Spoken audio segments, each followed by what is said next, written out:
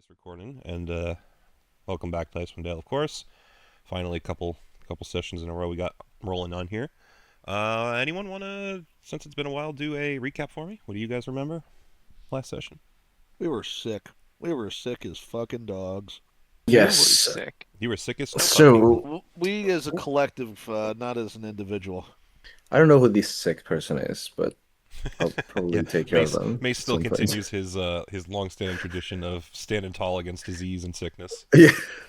I am no weak we had one. little assassins trying to murder us on behalf of Grandolfo because she's a backstabbing bitch. And Although, let's be real, that's the classic. If they cheated on you, they cheated with you, they'll cheat on you, just next level, right? If she hires You know you as what? assassins, You're right. then she'll hire assassins on you. I mean, we get through everything, and we get to the boat where everybody This is why murder is, hobos and, exist. And while the party was talking and debating about how to do things, Pluzakar that just kind of walked in there, shut the door, blocked it, and was like, "You're trapped in here with me now. We're gonna have a talk." yep. Which proceeded to have that guy do everything in his power to try to escape until he captured his dipshit brother. And then, Well, it was the guy made a inside deal. definitely got trapped and frightened, while the brother outside was. If not for the fast action and the fact that Pluzak was able to chat with him, it was one of those. The outside guy probably would have started trying to stab you guys with his little mind dagger. I think Pluzak knew this from knowing the creature, but if they felt threatened enough to try and attack you guys, they were trying to lay low long enough to like slowly poison you over time after realizing it didn't work the first time. But if they felt threatened, they could have done little mind poison dagger. Only 1 piercing damage, but 4d6 psychic damage. So they could have tried to threaten you.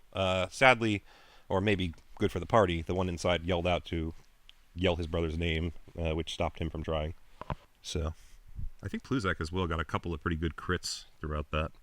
Well, we all had many crit failures, but yeah. That is also true. It was like 5 or 6 crit failures across the night, but some pretty successful crits when you needed them. Like I think you just got one on the footprints, which would have been a little confusing without seeing that. You guys did also talk to Valine, if you remember. Yep. Oh, not Valine, I'm sorry. Imdra. Yeah, Indra. Yes. Sorry, Imdra. We looked at statue. Had a little side quest of trying to figure out what happened to the statue. Also Our now knows shoes of the tied. wonderful world of timeshare vessels for your soul. That is true. Pluzak was Yeah. basically offering up some cheap and free low end. Which I guess I rehomings don't for need your soul. anymore. Maybe I'll just tell him to work on those for like not the cheap version, the expensive luxury Yeah, version. well, and that's the thing is they told you it would be, if you were looking for a rest job, it's what it would be. But I'm sure with those materials and being the situation that it is, they can continue to upgrade those. It just takes some more time. And then of course, there was the fact that Ravnus started to rejoin the party a little bit, at least sticking with you guys for now, was helping you lay low in his lantern, move around the town, which is kind of cool. Maybe a nice little trick for the future. We'll see. I think that was pretty much it. And you did get at the end of the session, or at least Attacked, a little bit yeah. before it. No, not necessarily even that. It was just the ship thing was the attack for the most part. But you were informed that there was a red wagon. Thank you. Carriage on the edge of town. Cart. So, yes, cart. Oh yes, yeah. So probably a good thing to remind.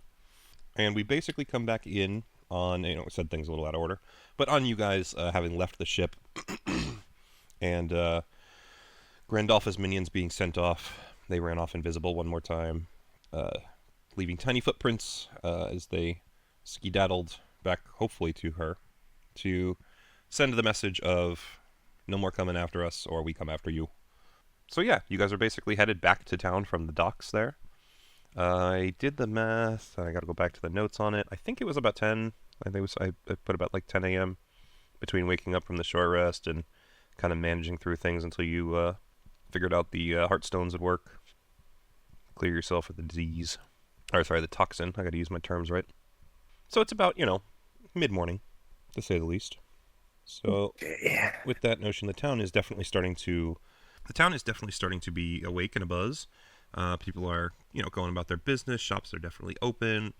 You would smell, fresh bread baking and meat maybe being dried or smoked. Things just generally happening in the village. You would hear the village guardsmen kind of going to and fro. A lot of people are walking out to the ends of the docks past you. And even if they're not necessarily climbing in boats, they are grabbing boats and throwing things in them and then kind of starting to push them out towards the center of the lake where things are you already know from the fight with the dragon, starting to melt out. So you would expect that these are probably fishermen able to finally somewhat return to a bit more of a easier job. You would remember in the past that there were still definitely people trying, but it seems a bit easier now with kind of the water on the ice and not having to push the boats out as far. And, they all seem excited and ready to work and face another day, warming day in the Icewind Dale.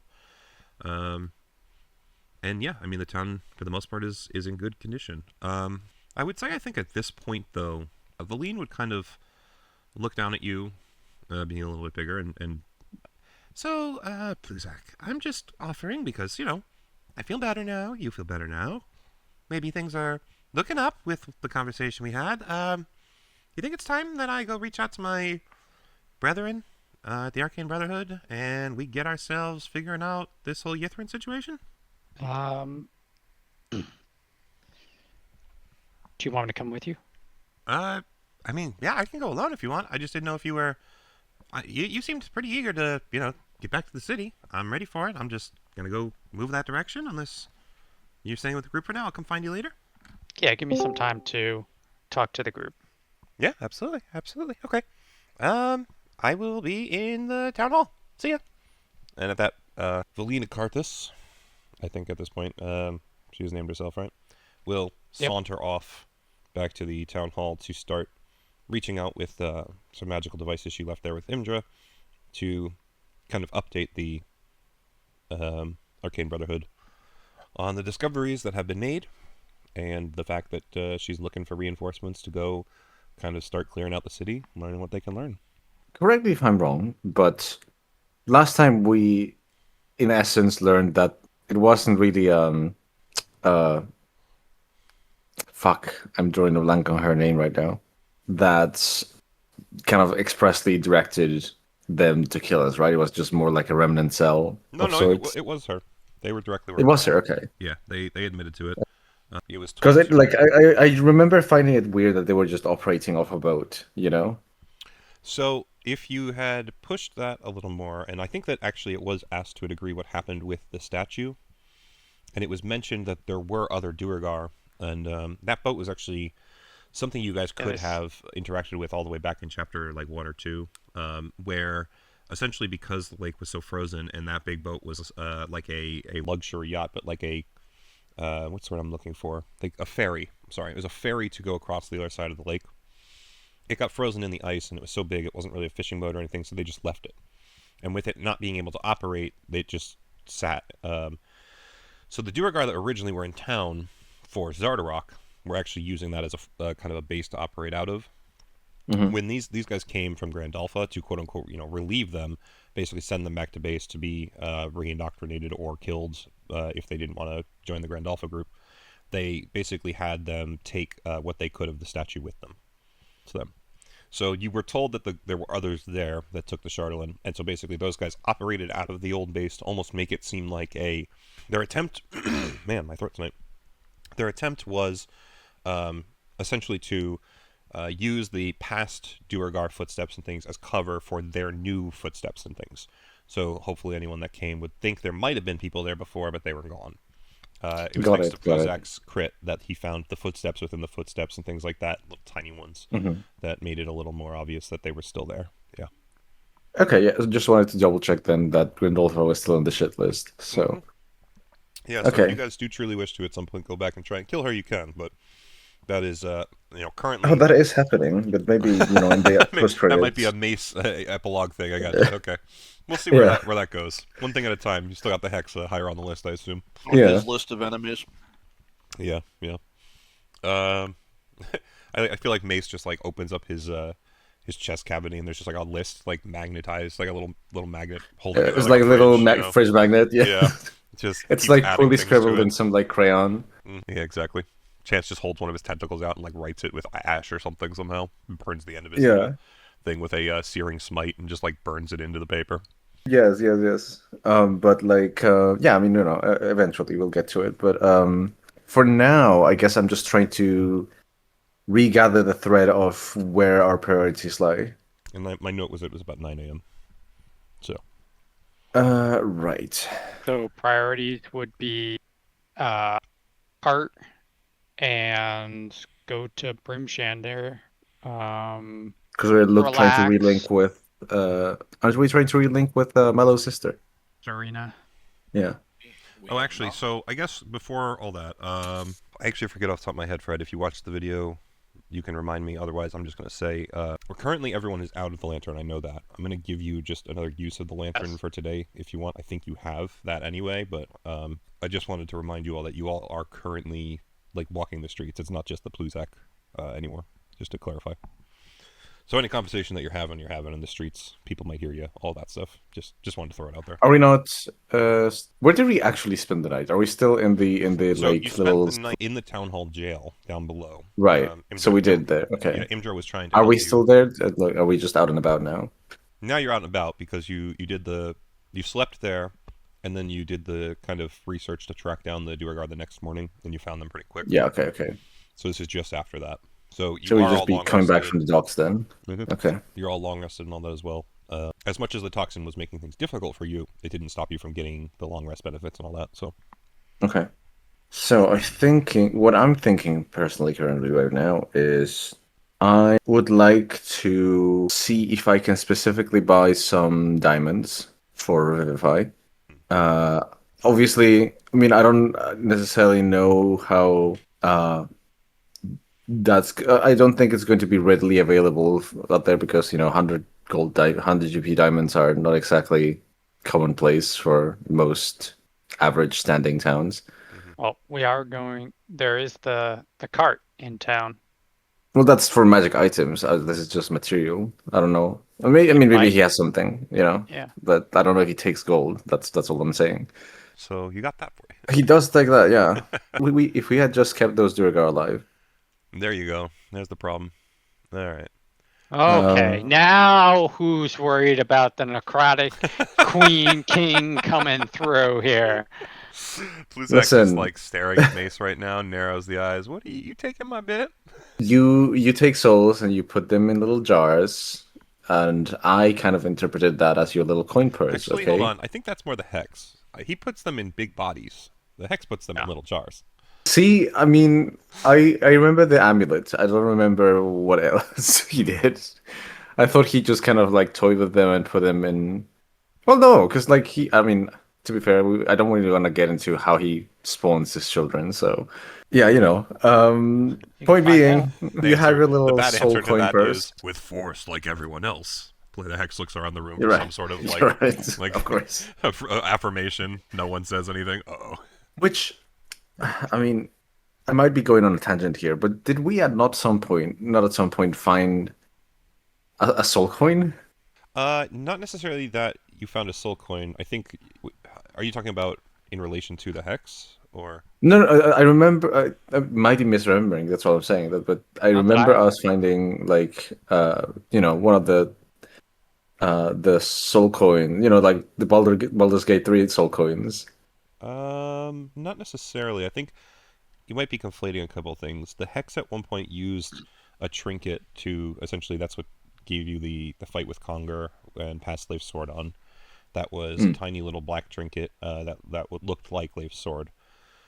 Essentially could be like an amulet from a necklace. That's kind of size. Got it. That might have been it, actually. Yeah. There was also the soul, the flower that you guys had that left the little tattoos on you that let you change something about yourself if you wanted. So maybe you're thinking of like that effect plus the little trinkets that happened earlier. It could be. It could be. Because all that did happen a fair long time ago. Right. Yeah. But in any case, yeah. So I think Mace would like to do that and commission something to be made. So I do think, since we're gonna be hanging out a little bit. So I'm gonna just say that Mace, like, kind of grabs someone passing, just says like, "Hey, where can I potentially buy these?" And any villager in town would essentially tell you like, diamonds are not something for here. You could probably find them in Bryn Shander. There's a lot of Got business, it. especially with kind of the, you already know that this town is extra full. There's a lot more people, and some of them being Right. like aspiring adventurers and stuff. The guy would say essentially, Bryn Shander not only has that, but some of the merchants that are just starting to get out here, and things. So you might be able to find even like stalls in the roads where people are selling precious gems or adventuring gear. But let me just do this really quick because I was talking to Fred about this just passively. Let me just make sure things are where they should be. Yeah. So if you're currently in East Haven looking at this city, Bryn Shander is this, which is almost twice, maybe 3 times the size, right? Much more of a city center than it is a village, or at least it's the closest thing in the 10 towns. So as he's telling you this, and you're thinking of back to Bryn Shander as long as it has been, because it's been a long time since you've been there, almost months, I think. It would actually make sense to you that would, things would be flourishing here first. It's the first stop in from anywhere outside of south of the Spine. Essentially, if you follow the trail up, it goes to Bryn Shander first. It's the capital of the 10 It towns, so is, everyone yeah. usually goes there first. So hearing it's bustling is one of those things of like, oh, well, that's good. We definitely can probably find more stuff than we used to, but Right. also there Yeah. is that kind of warning. There's more people there now than there used to be. So just that is happening. Nice big city though, just to remind you of the size, and then we'll go back to East Haven for you to figure out where you want to go. But I felt like that was a good reminder because Fred was like, "Yeah, it's been so long since we've been there," and I was like, "Actually, you're right. It has. I should probably factor that in." Yeah. Yeah. But yeah, so essentially, nothing here would necessarily be a store that would have diamonds. Is the lesson to take away. Bryn Shander holds what you seek, boys. Your princess is in another castle, whichever one you Yeah. want. Okay. So then, unless anyone else has something more pressing, I propose we just swing by Gemini's and see what we can do there, and then make it out for Bryn Shander, right? Yeah. I guess It's okay. We can. Is there something else? you don't. You guys don't want to like just chill and hang out, maybe have a drink that's not spiked in See, celebration. I don't trust local businesses anymore. I went from not trusting the 10 towns to like being amicable to them, and now I'm starting to doubt again. I've ruined your party so many times. There was the whole Full- thing where I made you full not circle. trust Pluzak because of what we did with Fred with the Hex of the Fetid Cars. Yeah, my second character. Oh God.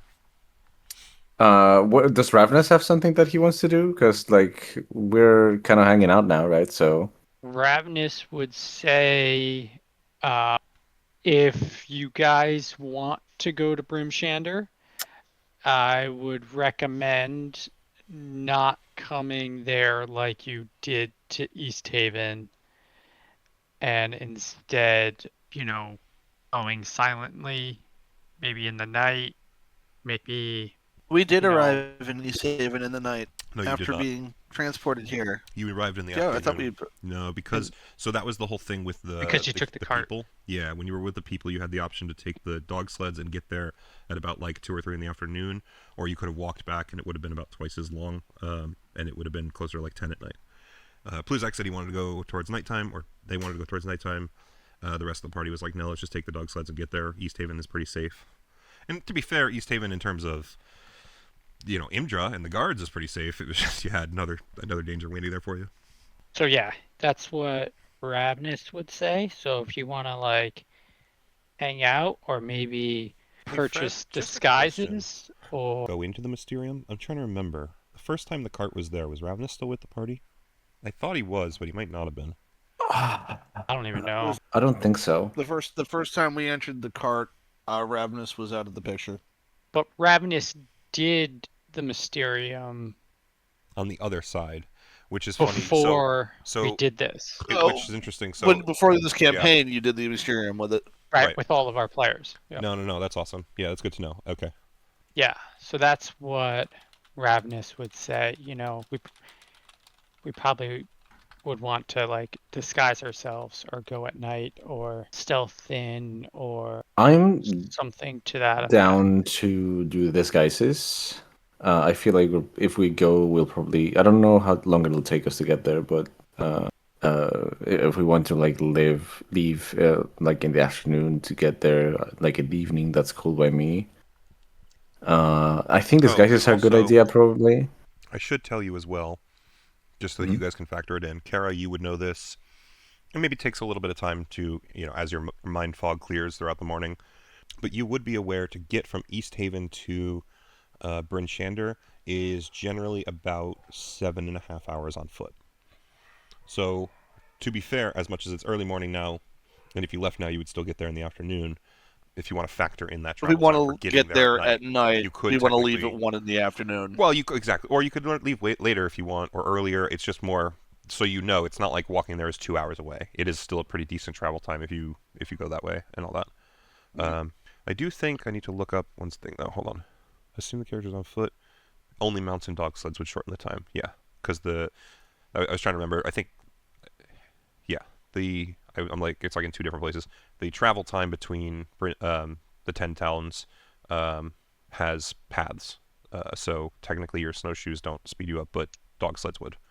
So that 7.5 can't be shortened with your current gear. Just so you know, it is dedicated 7.5.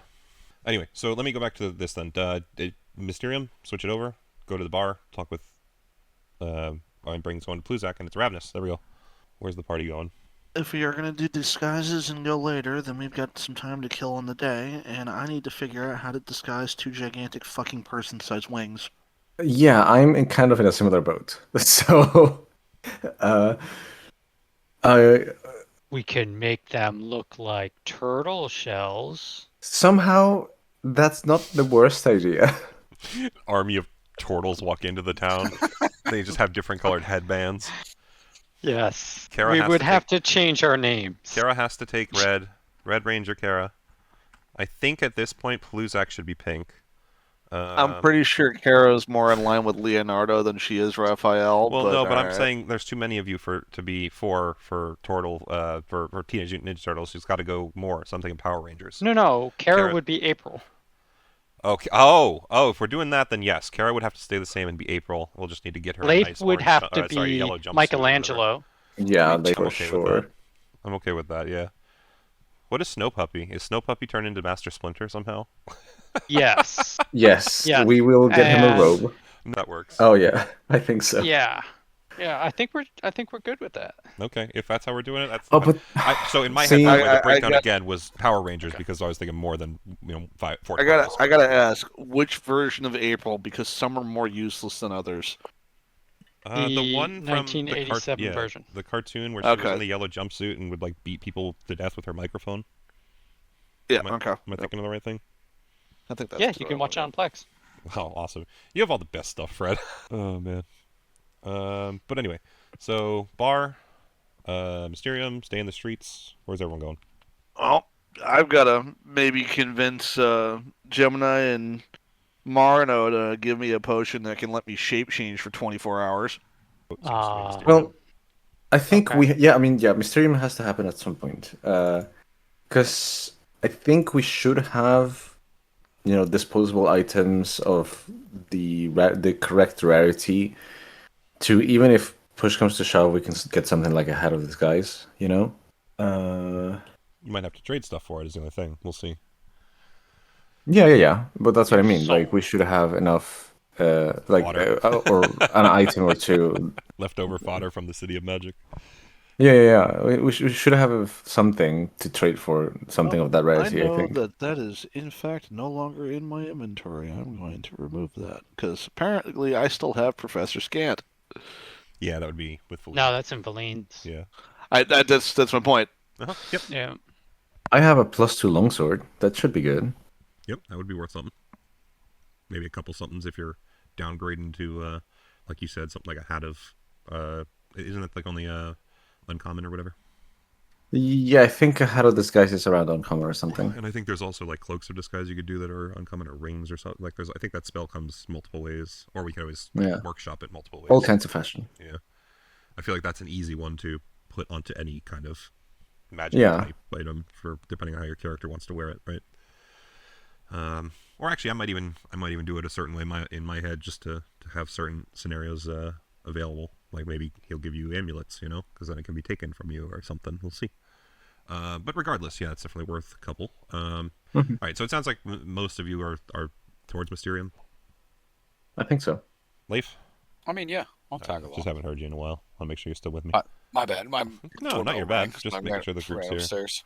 And I know that in terms of the rest, they'll talk up. All right, so Mysterium pop up. So as you guys approach, the outside of the cart, same as always.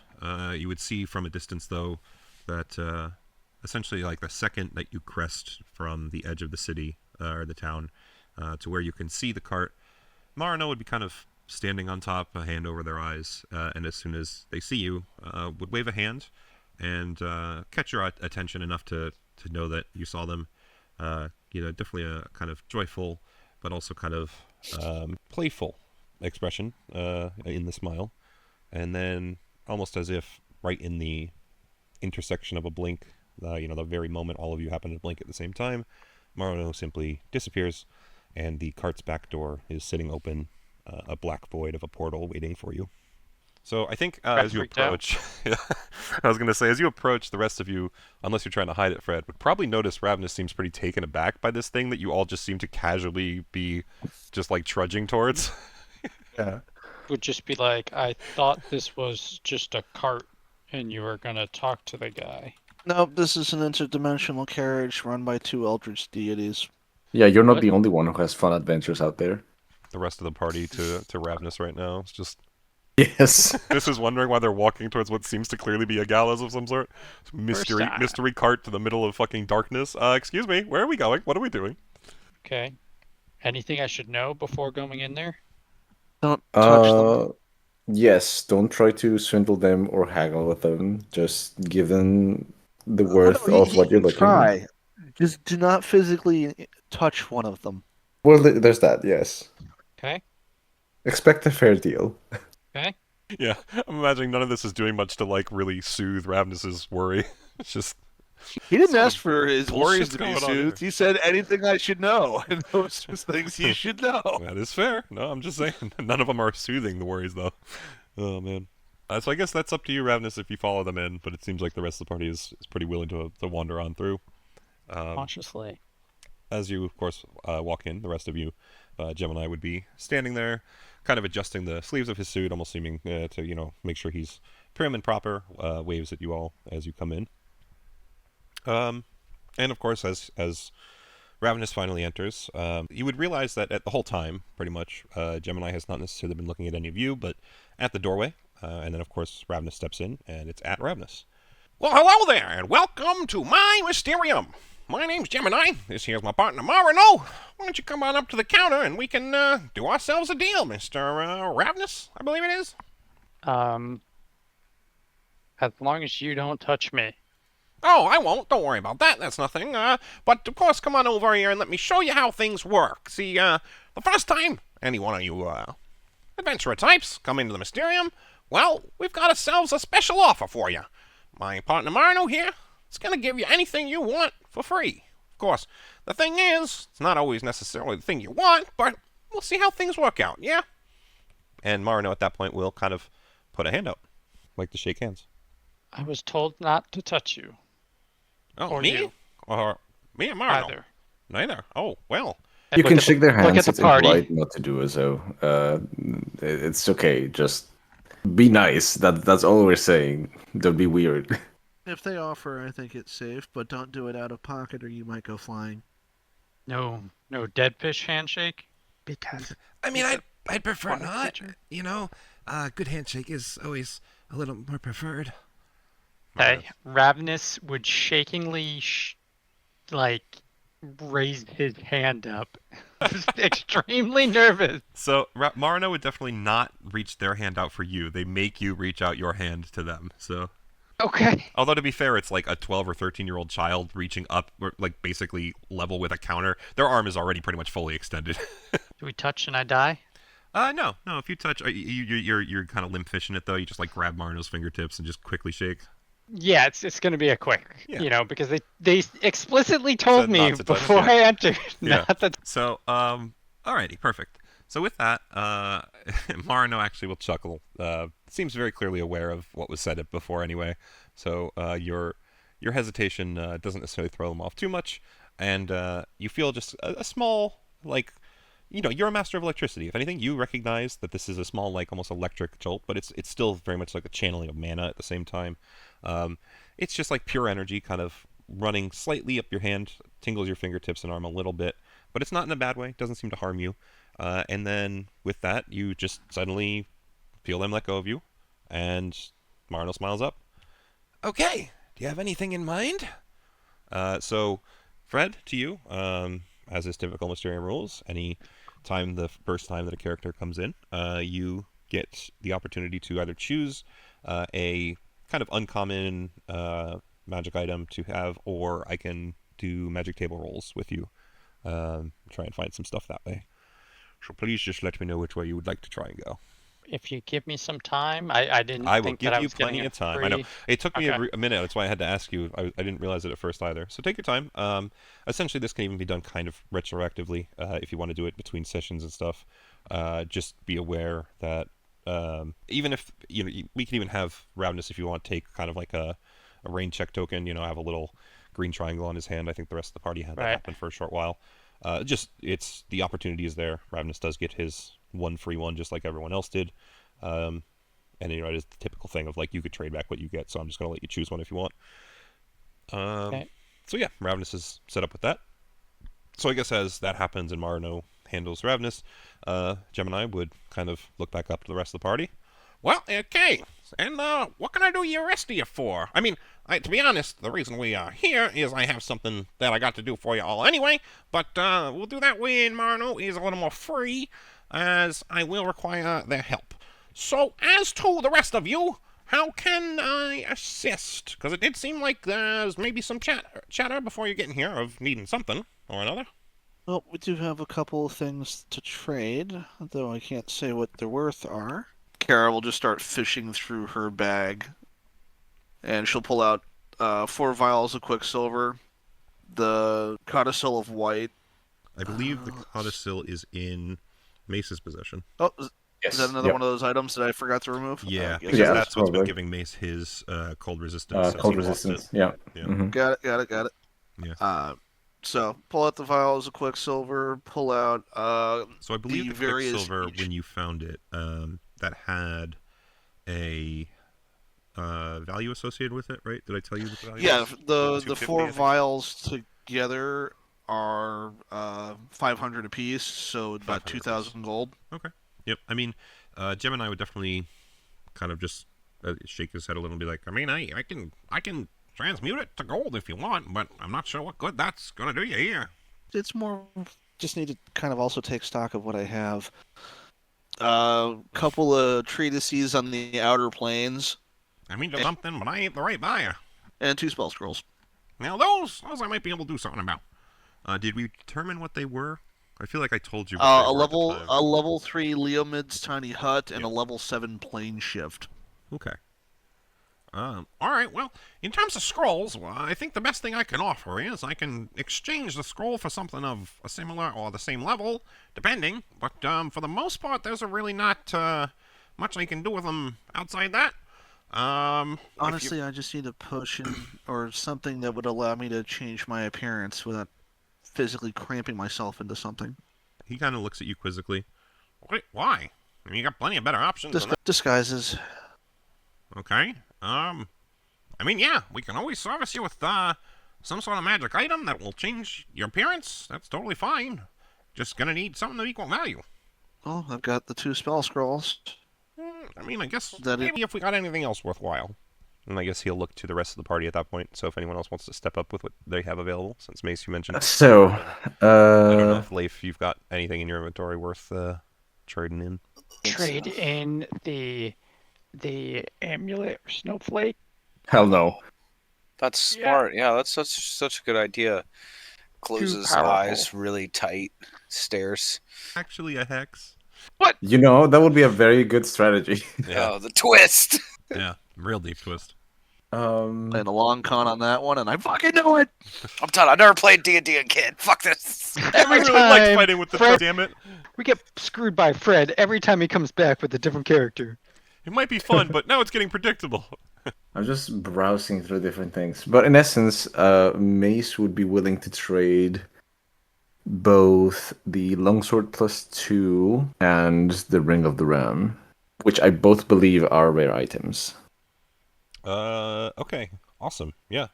In that instance, then, I guess, as you kind of approach the counter and start pulling these things out of your inventory, whether it's the longsword, off of a backpack, or actually you have a bag of holding as well, don't you?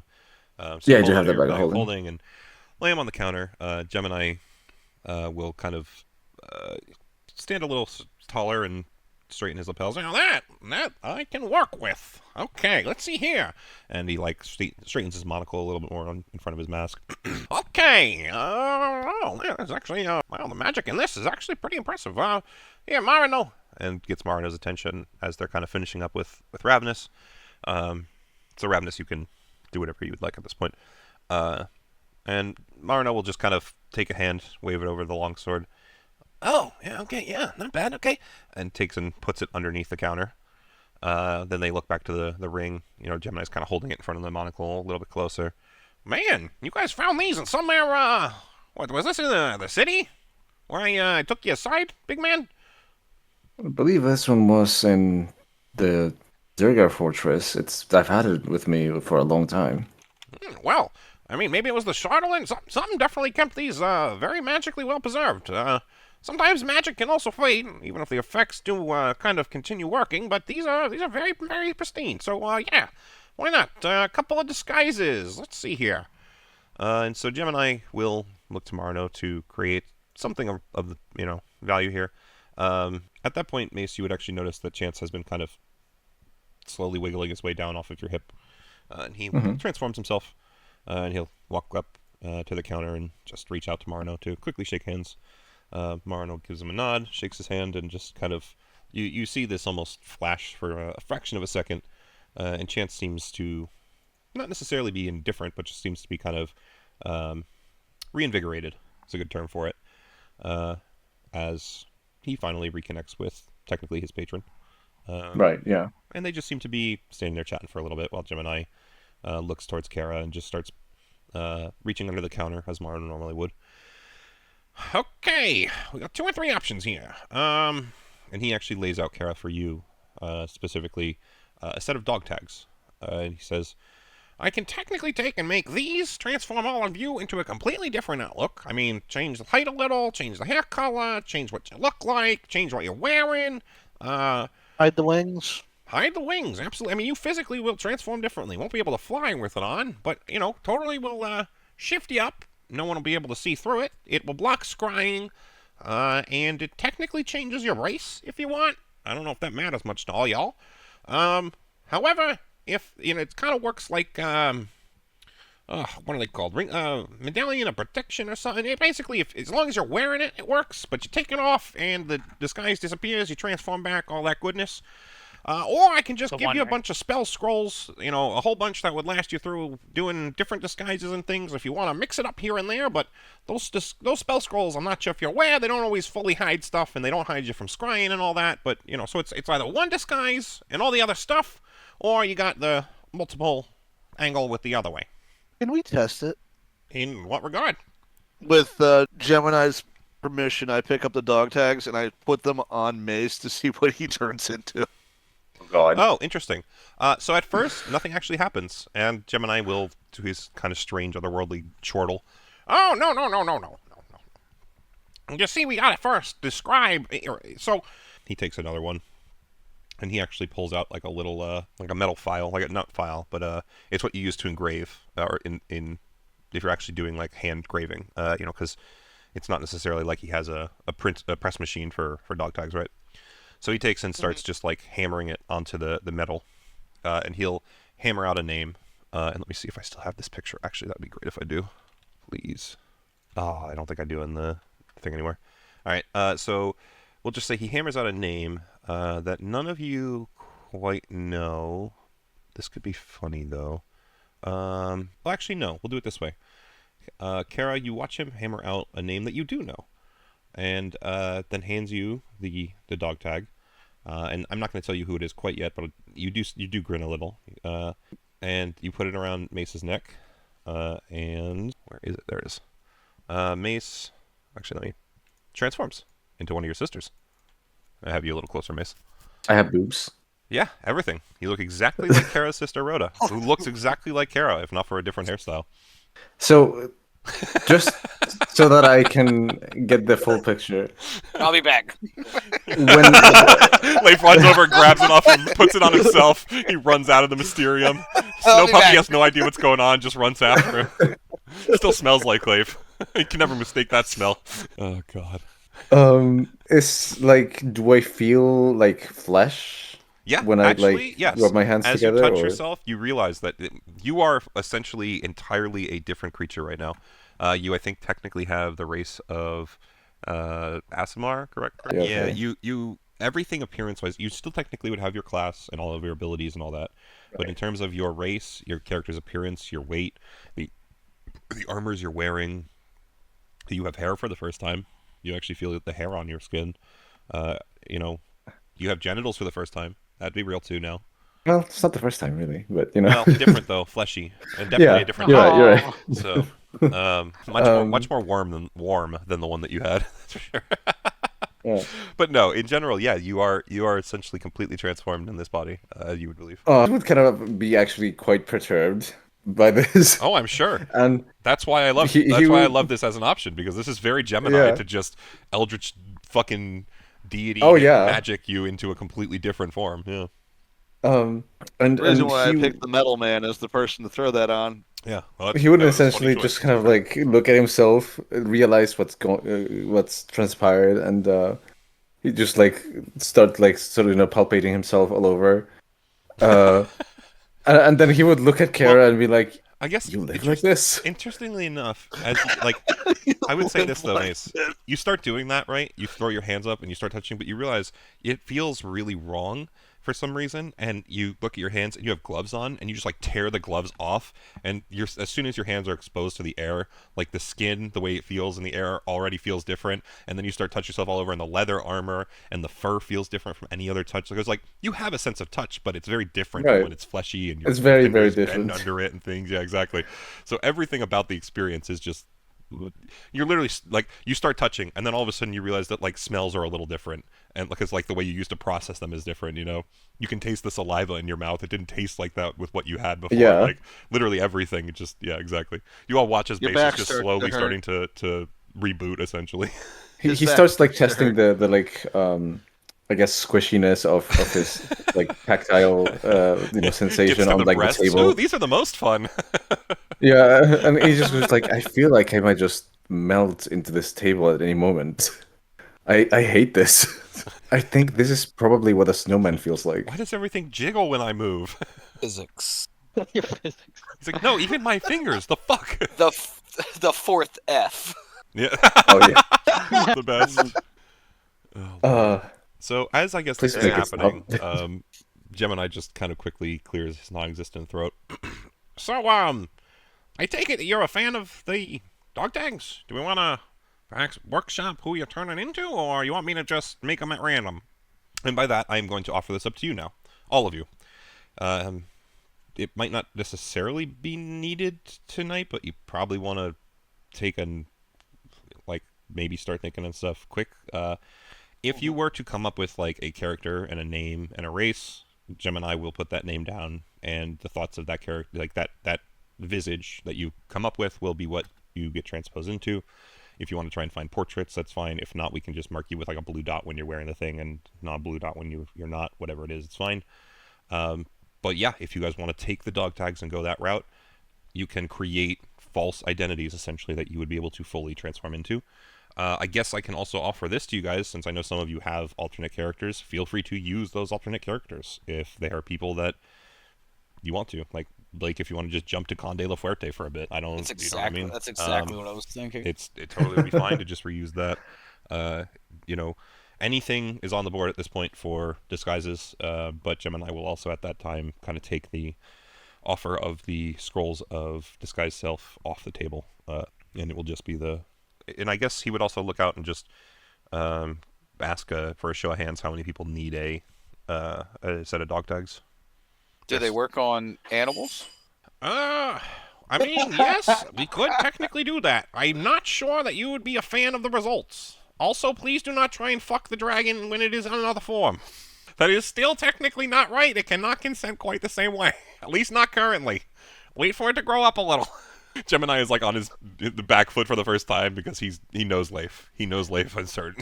So you're okay with it. You just want the dragon to be of age. I want the dragon to be able to consent, which they can technically do. You can fuck dragons. That exists. That's happened. It's just That's how sorcerers are born. not when they're children, please. And they usually outlive you by a lot.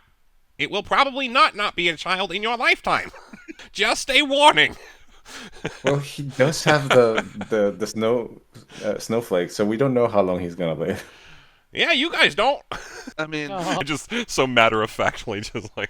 Oh yeah, just okay. Well, Main P's just like, we gotta get rid of that amulet. Oh, God. I mean, I'll take it if it's really that much of a problem. I don't mean, I But don't I think it's kinda- a problem. okay, I have a few ideas of what I might want to trade for something. Okay. So I think, I guess just so I know for sure, we're doing item of rarity for item of rarity, yeah? Usually, yeah. Usually it's pretty good for parry. Okay. I mean, in like, this case, for the I traded instance- the 2 spell scrolls. So. No, sorry, not your spell scrolls, Kara. You still have those. I was saying, so Gemini was offering, to clarify, for in exchange for Mace's +2 longsword and the Ring of the Ram, he was offering 2 of these amulets of disguise, or I guess dog tags of disguise, per item. So he took the ring and the sword, and then put 4 of these dog tags on the counter for you guys, and then offered that if you would prefer, instead of the 1 disguise thing, he would give you basically a bunch of scrolls of disguise self. It was the scrolls of disguise self that I was saying were being taken off the table metaphorically when you were if you chose the amulets. So as you guys were taking the amulets, that he was like basically, okay, deal is done. So you would still have your spell scrolls that you mentioned earlier, the tiny hut and the other one. Oh, I thought I was trading 2 of those to get a pair of these. No, that's why I'm clarifying. It was Mace's items that he was willing to trade up, Okay. trade down. But if you have other stuff as well, Mace, then yes, there is potential for parity most of the time. So how is the rest of the group feeling? Because I think Mace would take into account, like I know Kara and I at least for sure will likely need the, magic disguises because we're kind of hard to hide in a way. How is the rest of the group feeling? Ravnus would say he doesn't need one because he's not or wasn't a member of your group, so he's not. No one's looking for him. I've been to the town, right? Nothing's happened to me. Main Okay. P would say And actually, as Ravnus says that, just to he get doesn't in on need it, one. that's fair. But as Ravnus says this, Gemini would basically be like, Yeah, so about that, that's actually why I'm surprised you guys were even asking. I figured you'd just go in his lantern when you get outside the city. I thought about that, He can but I walk don't know how around long just we carrying can. you all anywhere, but hey, you know what? This is your option. Go ahead. There was the part of me that assumed that there was a time limit to how long we could stay in there. So 8 hours. 8 hours? I think technically as you get stronger, buddy, you get even more. But don't tell nobody I told you. I felt that. So, we also are going to be going against the Hex at some point or another, so we could also try and... So my thought process currently is, I trade one of the items for 2 dog tags for Kara and I, and then we trade this second one for something else. I also have... so you guys want to leave Leif as is? I don't know, that's why I was asking. Okay. I mean, Uh, I'm not worried. I could also ride in the lantern too. or we could just get you a regular disguise, That's I also figured there. the point of the disguise was you can then walk around the city, preemptive attack, or figure something out, right, as you're disguised. Not necessarily having to be into the lantern. Right, yeah. Because main P's not going to be there, so it's just Ravnus has to go in the lantern with you. Oh, do you? I thought you could carry it Yeah. around. Okay, that's my mistake No. as well. So we would need somebody to carry it if Regardless. that was the case. Okay. You know what, Fred? I probably would have given it to you I and just mean- let you take them into your lantern, carry them around. If that's Right, that's that's- something that you want as an option, I think that's worth discussing. If only because I Are do there think Ravnus has gone through a lot as a character, and that doesn't feel like it's overpowered for the situation of what you're facing, you know? It's not like characters can do anything from inside the lantern. It just gives you a way right? to transport secretly if you wish to. So we can say that's on the There table if you is, want. Just so you is know. there other things you guys want to get instead of disguise stuff then? With your magic items? Well, Oh, actually, Ravnus, you as well if you want. If you, I don't know if you thought of anything or if you want to think of anything. You could theoretically also just say that you want to take one of those same amulets of disguise for someone right now, and then you can trade it in again for something else later when you don't need it. This would be the ultimate funny thing in my mind. You get an amulet that makes Valine look like she used to before she became a turtle. I should also Pluzak just say, walks over and puts it on her. Better. No. Yeah. No, this is the ultimate surprise, motherfucker. They go to kill her in her lab, and she looks like a frail old woman. She pulls that thing off, and they get sucker punched by a giant turtle. It turns into or I Godzilla. mean, Yeah. she doesn't need to take it off, does she? Or So that was what I was saying earlier. With the amulet on, you will fully transform into that person. Once the amulet gets taken off, then you go back. so does that override racial features? Uh, you mean in terms of how those features work? No, you maintain all of the same abilities that you currently have. Your character sheet basically stays the same. You become visually and physically someone else. To the extent that if you have someone look at you with Kara, what's that ability you have that does that you could tell undead and fey and all that shit?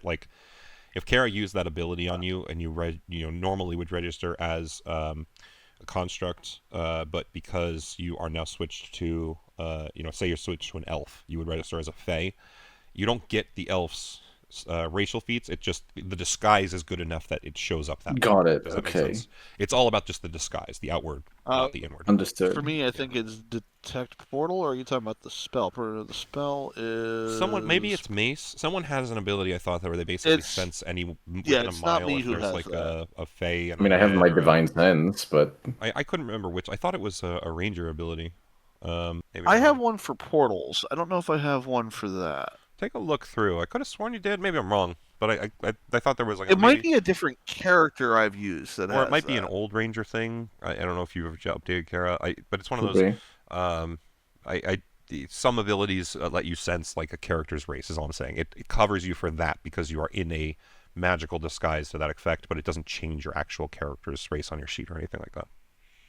That is not something that is in my capability. I believe it was someone else. No, it's fine. It's fine. I just thought it was you. So, regardless, I guess I'll leave it up to you guys to figure out secret identities, quote unquote.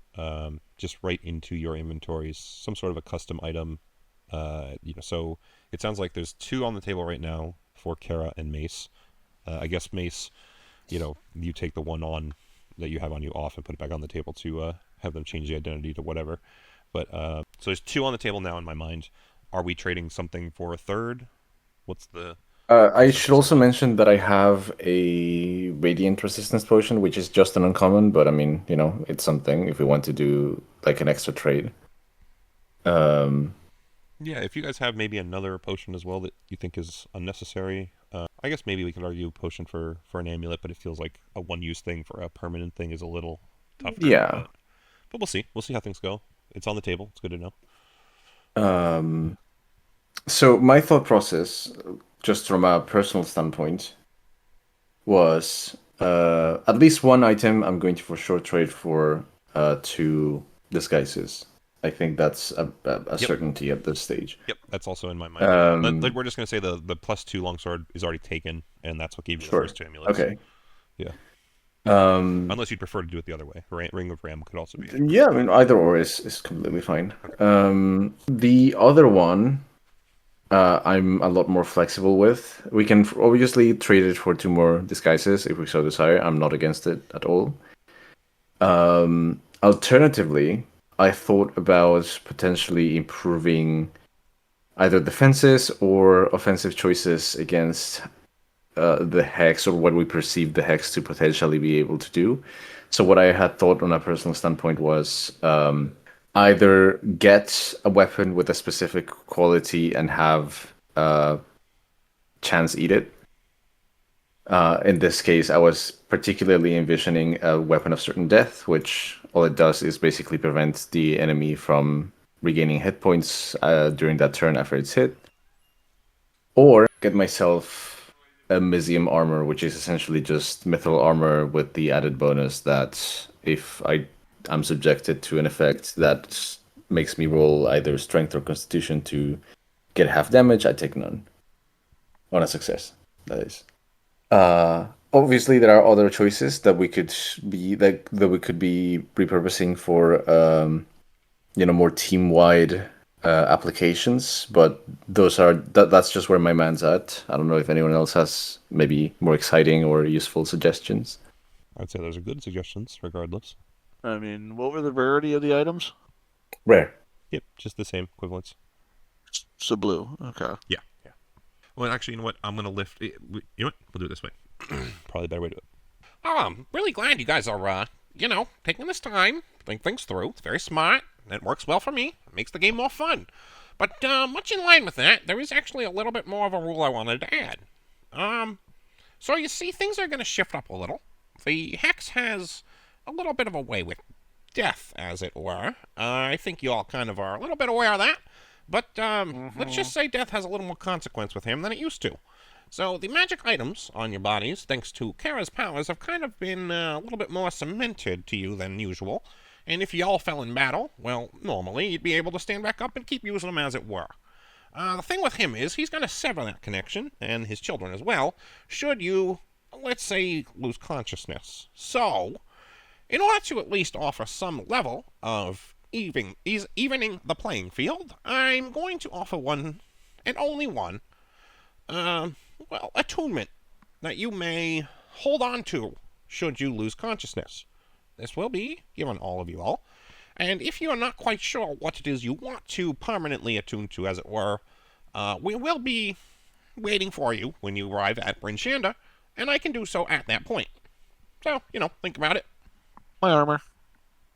Fair enough. Depends. And he will snap his fingers, Kara. And for just a moment, you feel almost as if this shocking amount of pain pierces through your body, almost as if your armor grew spikes from an Iron Maiden. Not deep enough to, penetrate your body per se, but just, pierces into your skin for just a fraction of a second, almost like a full body tattoo for just a fraction of a second. And then that's gone, and you just feel like no matter what happens, your armor is always going to be a part of you. Mace? I think you were saying Chance. Yeah. There's no choice there. Yeah, in this There's a instance, small little pool of blood coming down out from her mouth. Ow. Well, it's better than the alternative. At this point, Chance, if anything, actually would reach one hand out to Marno, who would simply touch palms with him. You would see a vast amount of light between their two hands, and then suddenly Chance would start to glow with just a fierce amount of runes. And he reaches out his other hand for you, Mace. Yeah, I'll take it with no hesitation. Yeah, so the colored runes that you've seen on the cloak that he had made for himself in essentially flow from Marino's outturned palm through Chance and then run themselves all along you. Much like Kara, there's just this shocking pain for just a fraction of a second, almost as if something's bonding itself to your flesh. And you feel almost hot as these runes seem to bind themselves to you. But after that moment, you just sense an even closer connection with Chance, almost as if no matter what may happen, no matter what sort of depth of unconsciousness you might fall into, you will never lose that connection with him. Maze will just kind of remark on that. I haven't felt pain like that since I was born. That was a lot. Chance says, kind of also a little bit fried. Yeah. I guess he would look out over to you next, Slave. Do you understand what's happening? Yeah. Okay. I'm just trying to decide which of the Yeah, two. see, this is something I figured would be tougher for you than anyone else, because there's a very distinct reason you would want to pick one, or the other, definitely a harder choice for you. And again, this is not something you have to do now. He'll be there at the next city if you want to come back to it. Yeah, I want to come back to it. Okay, totally fine. There's a lot of reasons to debate on that, I feel like. Yeah. And I will tell you, it's not like let's anything not, will happen one way or another, Blake, in terms of you just lose the abilities of one if you go unconscious and would have to rebound to it later. But it could be very detrimental one way or another, so. Yeah. And then Ravenous, I guess it would also be offered to you. with any magic items that you currently have and or get, just so you know. Raptus isn't a part of that pack. He would be if he's going to be in the game, and I guess Gemini would tell you this as well. So, basically, I guess he looks to you after he looks to everyone else, and he senses that you feel that way. Oh, no, that's not... If you're going to be part of the game and fighting with your friends here, you're part of the game. You follow the rules just like any other piece. If anything, I guess I should warn you now, if the turtle is not going to play and you're gonna, you get his whole piece play. Like, I'll let him go if that's the case, and you gain his power as a piece of Kara. One of her, knights. Yeah, then I guess it would have to be my ring. Okay. That's All right. what's going to happen. Yeah, so just like the others, for a fraction of a second after Gemini snaps his fingers, you feel, I guess it'd be very much the same as Kara, just this kind of slight puncturing or piercing of your skin all over underneath the ring. Your finger's not purple. Not quite. It's still just blue. Joke's on you. I'm kind of purple anyway. Already. Yeah, exactly. that sudden shock for just a moment, and then you feel an exceptional binding to the ring. So, I think Pluzak, it's just Leif he looks that's over at left. you. And Any- We haven't asked Pluzak yet, I feel like. We'll let Mace keep going. Go ahead, Mace. Yeah, sorry, Claw. Oh no, I was just going to ask, essentially, whether any of you had any ideas as to what would benefit us the most outside of the disguises. On the hex, but I don't think he'd be that easily detected. Yeah, no, I'm just gonna go ahead and tell you, the masks that all the kids wear, they stop scrying. I know that the Mallow fellow never told you much about his, because he didn't know much, but, nope, don't even bother. She's like, they're just a cheap imitation of mine. Starts to sweat. I wouldn't say anything. He just I don't kind of standing there, just gave you the information he had, or that he was willing. know. I mean, that's all the magical items that I had that I could trade willingly. I mean, look at So- uncommon for that potion, because Because I don't think the I'm hex is going to be dealing radiant damage. I think Because that's I'm fair. still holding on to like I the said, scroll of the comet for. I'll give you a third amulet for that potion if you want, or we can do like an exchange for another potion. Yeah, I'll just look into it, just in case. Okay. So do me this as a favor. Those of you with an amulet, just so I know, because of course you don't have to wear it until you want to wear it, just put a blue dot on your character portraits as we go forward. This will just help me keep in mind of I can ask if you are wearing the amulet or not as things happen, if you haven't specified it, that sort of thing. And that way you guys can trade in between each other if needed. Because you can, of course, do that. It's just whoever wears it is going to look like whoever it's deigned to be. This also will, of course, give me an opportunity that if the Hex believes that one of you is someone that is not who you say you are, and perhaps sees you take the amulet off or something at some point, or someone, maybe a Whisper sees that, they might start going for the amulets, of course. That is on the table. Of course. Just to make sure that you're... Are these amulets attunement, by the way? No, this is going to be completely free. Okay. Because that's why you put it on, it works. You take it off, it doesn't. You know what I mean? So Got it. it feels very much more like a just passive If item. you guys want, the potion should also allow me to be, traded for adamantine armor or weapon for one of See, you. so that's what I was Ideally, I think saying. armor. Yeah, see, that's what I was saying though. A single-use potion is not going to trade up for as much as like an armor that stays full time. But I will let you trade it for another potion of that equal value. I see. Or Okay. Or something like like the amulet of disguise, where it's a little less like, yes, it has a permanent effect, but there's only so much that's happening there, and it kind of only covers you a certain way, right? Like there's, Understood. There's more of an equivalent exchange kind of alchemy style than it is like a direct exchange. I think there's a hat of disguise that just lets you cast a spell once a day. There is, I don't know yeah. how you feel about that.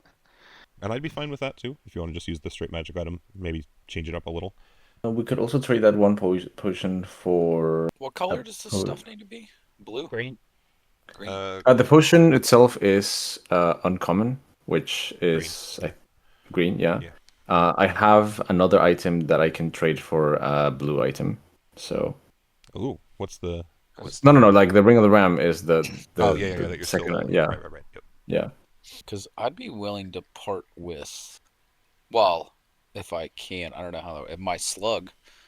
I don't know if that's still... Oh, that's Yeah. funny. I think that you would be able to do that if you want to part with the slug.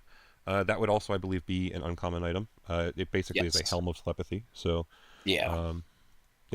yeah, absolutely could. Could I trade the Your two slug would definitely skull stare at scrolls? you with like wet eyes, though, sad to be separated from you. His eyes come down and Leif look realizes into that my he's actually eyes. had a pet this whole time. It's just been eating his intelligence, so he hasn't had to actually try and feed it. It's like sucks off the brain of whoever he connects with, like for the extra feed. But no, you can absolutely trade your slug. Yeah. Was there something else someone asked about that I missed there? Yeah, I was gonna trade the two spell scrolls for an immovable rod. Yeah, see, again, I'm not sure I consider that necessarily the same. So, and I get why you would consider it because like one of them is pretty high level, but it's just that factor of one use and done, and I think it's what tiny hut, which is realistically just a defensive something. What was the other one? seventh level spell? The seventh level spell is a scroll of plane shift. That's a purple. Yeah, The rod is a green item. I know. It's more the concept of trading stuff that is a one-time use thing for something that is permanent to me is a little tougher of a sell. Let me think of that on that one for a minute. I think that is arguable. Let me think on it for a minute. I'm not also trading just the one item. I'm trading the two. Both of them. But... I'm aware. It's just the tiny hut is really that's like protection for a rest. You know what I mean? It's not. I guess you could use it in a fight to some extent. You might as well trade the tiny hut. I have a raise for that. Okay. Well, yeah, I'm just saying it's just again, to me it's just more that one-time use to a permanent item is a little tougher. I think you're right that if you're getting rid of both, it's probably pretty equivalent though. Add it to your inventory for now. Any other items while I think on this that we want to try and exchange or do? Yeah, add it to your inventory right now, Chris. I'll tell you if I change my mind. What? And I just get set the spell scrolls to disguise-wise. 0 because I might switch you back. But what was that? Okay. Like Disguise-wise, swap for the Helma telepathy. That's not the dog tags were higher than that, right? No, they were uncommon. You could do a trade out for that. Absolutely. Oh yeah, I'll be about that.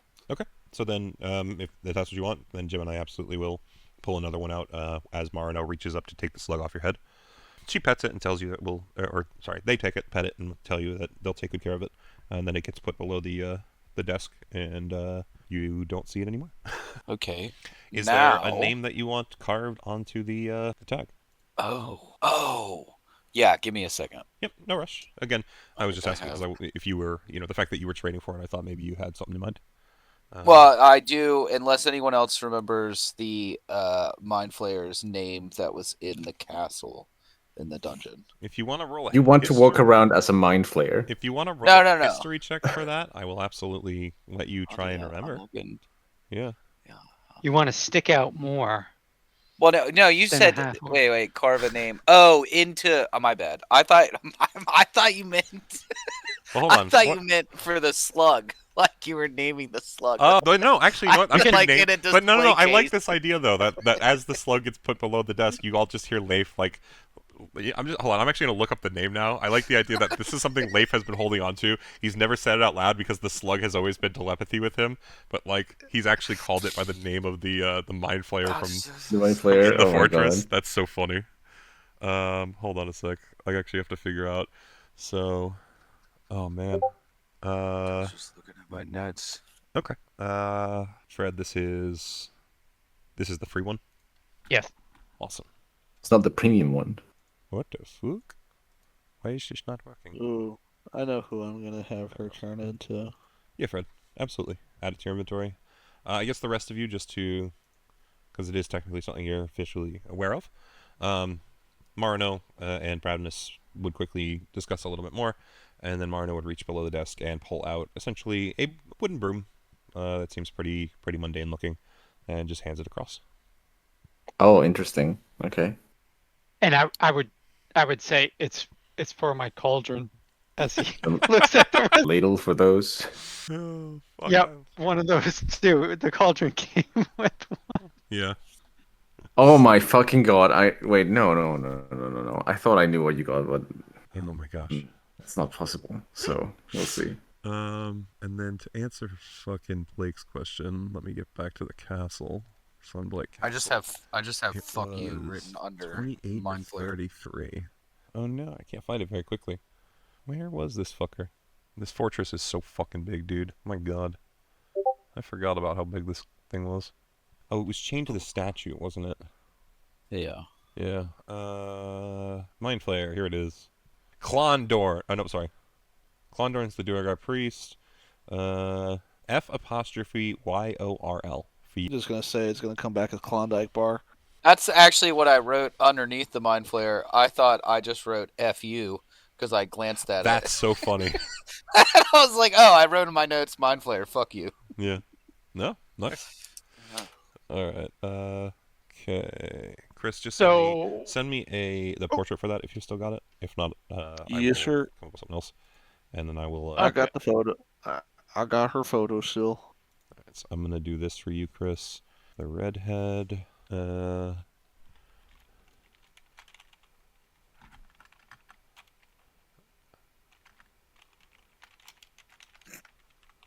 Okay. So save changes on that. You should see a new character, Chris, at the top of the journal section. I'm not going to put it under characters since it is technically not a character. This is just so that you can drag the portrait out as you need. Well, actually, I do need to add this and then this and then this to make sure that I think we can do it together. I save this. If anyone else has a disguise, we're working on Chris's disguise right now. Please feel free to send it through. Again, you can take some time with it. He came up with it. Yeah. Now's a good opportunity if anyone else is holding on to one. Oh. A, B, C, A, L. There we go. Okay. And then I gotta put you to here and here. And that should be good, Chris. All right. So you can use that token anytime instead of Kara if you wish to.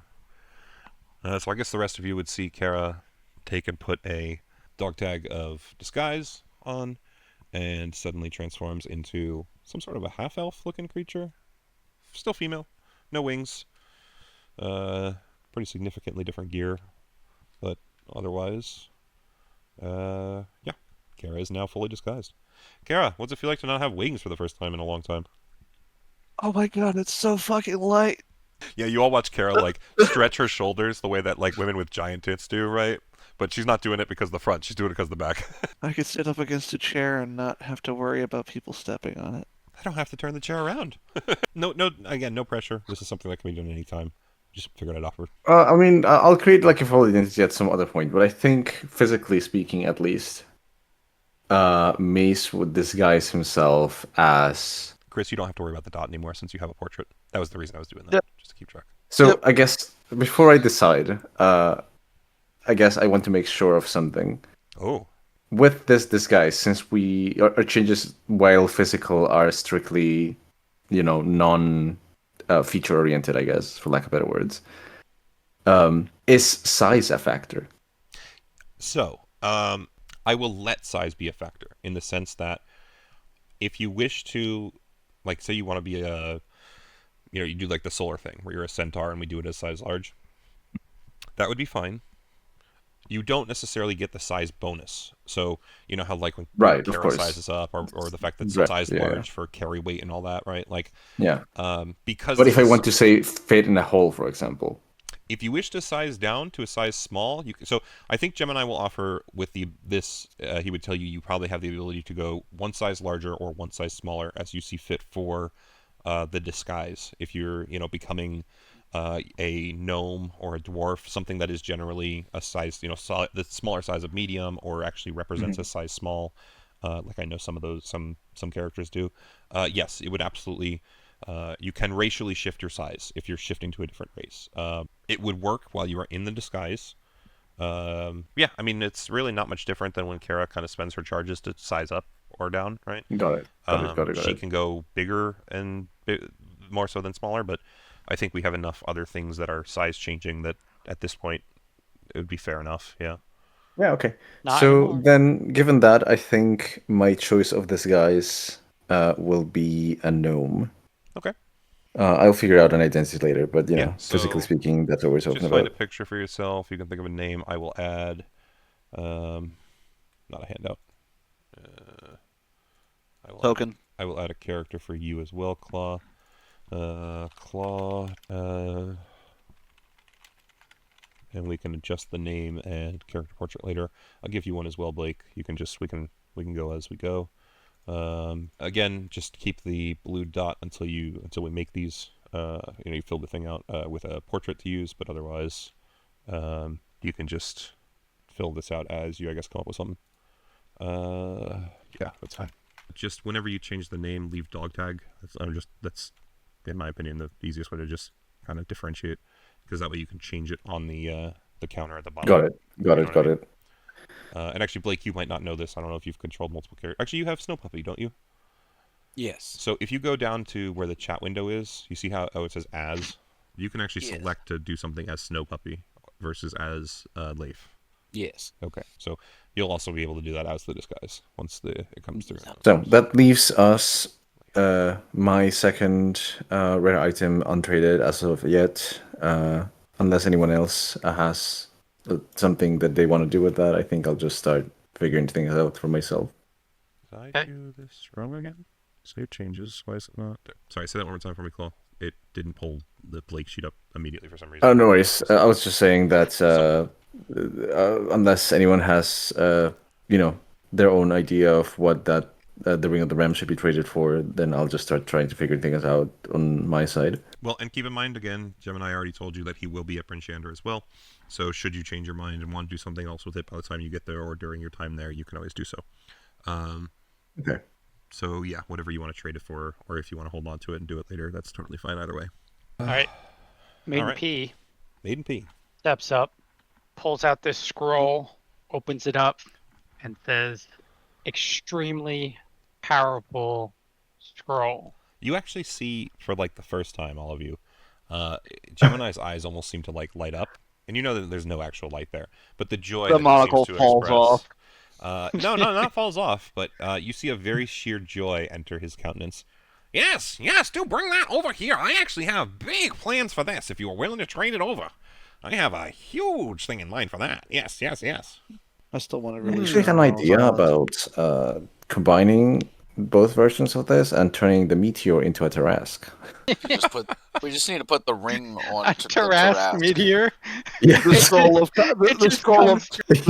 comet Tarrasque. Drop a Tarrasque in the area. It does meteor damage to both the area and the Tarrasque, but then the Tarrasque is in that area, so already half destroyed, gets the rest destroyed. Also, Fred, I hope that you are enjoying the fact that I'm using this to close continuities on two different fronts with you. Yep. I can see that it's quite valuable.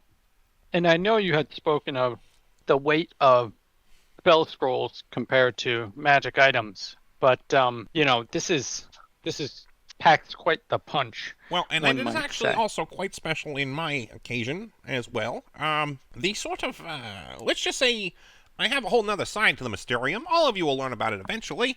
Some of you may already have.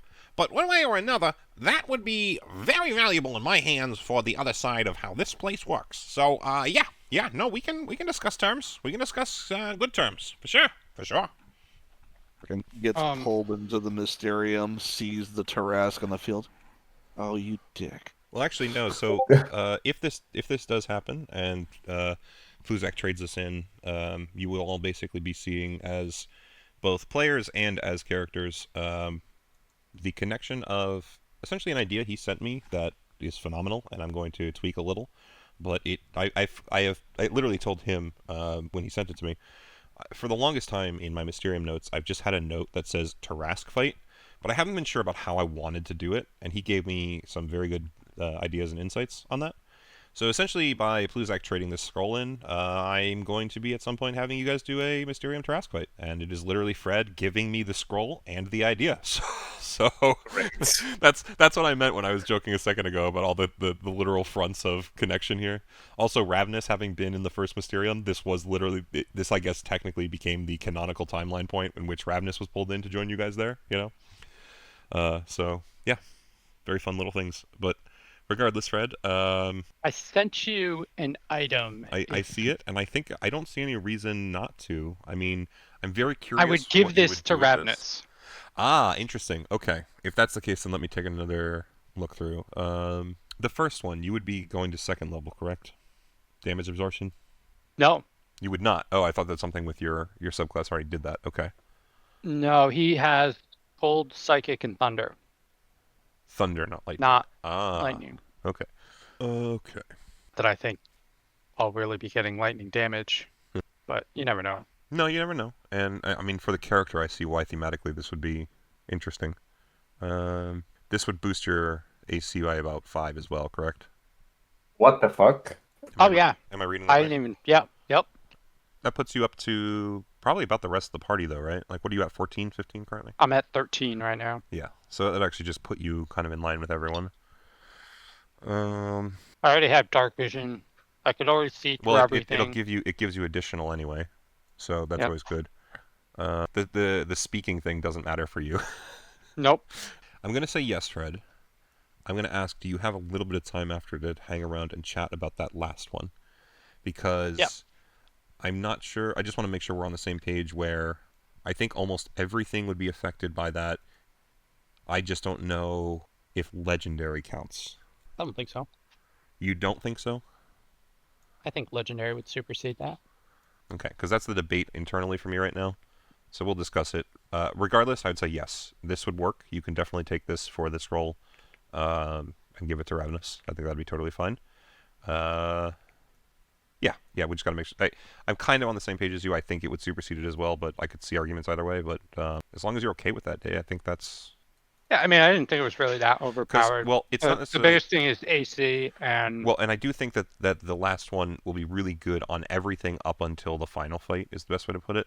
But I do there will be legendary actions and things happening in that final fight that might supersede it. But everything between now and then, which is still quite a few things, you're totally fully working. Yeah, totally. So I guess for the rest of you, Jebediah, he puts his hands, he clasps his hands together and starts like kind of rubbing them, very excited for Pluzak as Pluzak, or Pluzakarthis, Maiden Pluzakarthis.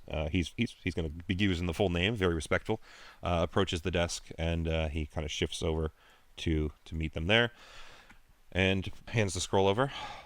Yes, thank you, madam, thank you. Right, let me just store this away. And he actually will open his suit and like tuck it in his suit. It doesn't seem to leave any sort of visual bump as he closes the suit back up, but very clearly important to him. And then he calls Marino over, who quickly reaches under the counter and draws out from under it a mask of glossy azure with spikes around the edges and a ridged horn in its center. And then just kind of runs it over, and we'll hand it over to you, Pluzak. Awesome. Yeah. Take it, turn to the rest of the party, walk over to Ravenous here, hold it out, and say, may this aid you in all your adventures from here on. This is my gift to you, Ravenous, for the party, and I must bid you all a farewell. Wait, this feels sudden. Why? I mean, I know you have things to do, but can't it wait until, we deal with this? Chance actually kind of pulls at your arm, Mace. Actually, I think he said that he wanted to, study the city and all that, right? Right. I just mean, the city is not going anywhere. If I die to the Hex, I will not be able to study the city. Or have your kids. Didn't you want kids or something? Wasn't that the whole point of the big turtle lady? Oh my god. No, I didn't mean like that. I do wish to have children. The whole point of having a cuirass built for my soul. Sitting there going, just bring you back, but I respect your decision. Chance is gonna be too lost, a little worried about his snafu. Just like no, because that's not why I was built, or Chance, or Mason. I didn't mean. It was no, it's cool. I like that you built her. Kara will give Pluzakarthis a hug, and I wish you well on your journey and good luck. Thank you. It's hard to compete with souls. Now we no longer have to. I mean, it's just very specific conditions for mine. If they fall in battle or they're already predetermined, they're mine. It's just what it was. I never stopped you from resurrecting all of those dead except for one time, and then we found out you couldn't resurrect a giant because it was too big. Yeah, that would have been awesome. Yeah. That would have been intense. They gotta change that, level 18 or something. You can just do giants. I wouldn't even put it at level 18. I don't know, maybe 10, 11. I feel like with where you guys are at now, considering what you were able to take on with Arl and a Demi-Lich and all that, the power to raise a giant versus a regular zombie and just have it be a little weaker, maybe a 20 HP or something, then it falls over or whatever, but I feel like that's reasonable. I don't know. Yeah, I think so. Anyways. You guys were doing. You were throwing fucking necklace of fireball, combining like 6 fireballs at once. Like Yeah. a giant skeleton feels like kind of pales in comparison when the game's giving you magic items like that at level 10, right? Like That's true. So before he leaves, I'll reach out to Bluesack and, I'll kind of put like a hand on their perceived shoulder. Because I mean, you have shoulders, but yeah. And that's fine. No, I expected that because like he'll like okay, he'll realize that that's happened. He'll just sort of like you're used to pull it. Let's be real. the hand back a little bit. There's like a little like string between him and Bluesack. And he'll just kind of be like, okay, you know what, this is worth it. And he'll just say, we may not have gotten along the whole time, but appreciated your company so far. And so I wish you success in your future endeavors. Please don't overtake humanity. Forgiveness is not something that comes back. That comes easily for me, so I really would rather not have to hunt you down in the future. Thank you. Gemini just starts like cackling, by the way, in the background because I have a whole potential to turn the Tomb of Annihilation into the Tomb of Pluzak Annihilation at some point. So yeah. Pluzak would say, the only one I'm worried about hunting me down is now the Frost King. And you know what? At this point, would take his boots off. He would toss them over to Marno and say, "Can you give me sending stones?" So as you go to take them off, and you start to bend over, if anything, Gemini will actually go, "Oh, now that right there, that brings a tear to the eye. Don't worry about it, Mr. Turtle. I want you to keep those boots as a good memory. I've got a better idea." And he will actually snap his fingers, and your notebook will suddenly start to float up above you. And it opens up to blank pages, and those pages, or the page that it opens up to, I guess, gets torn out, and then it refills in. Gets torn out again, refills in. Torn out again, refills in. Torn out again, refills in. And I'll actually have it be this way, I think. Kara, Mace, Chance, and Leif, since you guys all were adventuring with Pluzak for a long while, you would all receive just a page out of Pluzak's notebook. And this page feels really magical, especially more so than it ever used to. I mean, Pluzak's journal to begin with was clearly magical just by nature of the things that they were doing with it and getting back out of it. I think it wasn't hidden after a certain point. But in this instance, Pluzak, you would generally get an idea that, much like writing to your research team, if you were now to write in your notebook with the intention of sending a message to any one of your party members, that message will appear on the page that they've received. And the rest of the party, the rest of you would kind of get this sense that messages will appear on one side of the page, and then if you flip it over and you write on the other side, that message will be sent back to Pluzak. So essentially you guys now have sending stones, but they're written, so anything you can fit on the page will be sent to Pluzak. And then after a period of time, it just kind of erases itself, or you can kind of like shake the page, actually, we'll say, much like Etch-a-Sketch, right? To clear it off if you need, and you can write more. But one way or another, you can at minimum communicate one page of words back and forth pretty easily at your will. Awesome.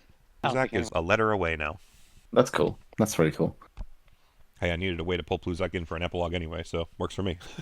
Right, yeah. But yeah, so I guess much to the effect of the other custom item, Kara, Mace, and Leif, you can add it for Chance too if you want to, Mace, but you can all add to your inventory, we'll call it a page of sending, and then you can just make a note, can communicate with Pluzak, or Madam, Maiden Pluzak. Maiden P. Yeah, Maiden P. Mm-hmm. And I think if anything, actually, Pluzak, as you go to leave, even Gemini and Marno would be giving you a wave, and Gemini would kind of be sure to express. I did not mean to do that. You sure, bud? Finally, the fight is over.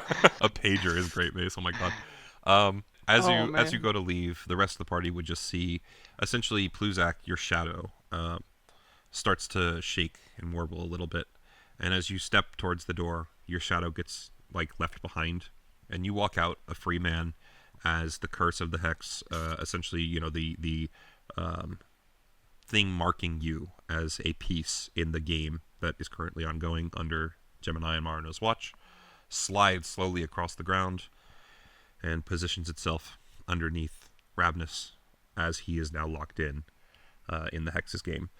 I guess as this happens, just to clarify, Gemini would tell you all, well, I guess now that the turtle has moved on to greater things, I will have to alert you, Mr. Ravnus. You are now alerted to the Hex as one of Kara's pieces.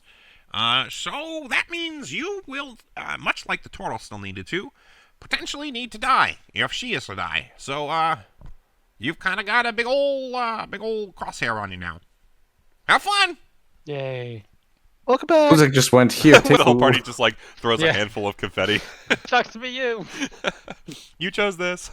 Oh god, that's awesome. All right, so you guys have spent a fair bit of time in the Mysterium. I think Gemini would also kind of tell you, well, if the stuff you want to do in the city, I can put you back outside at exactly the same time you came in.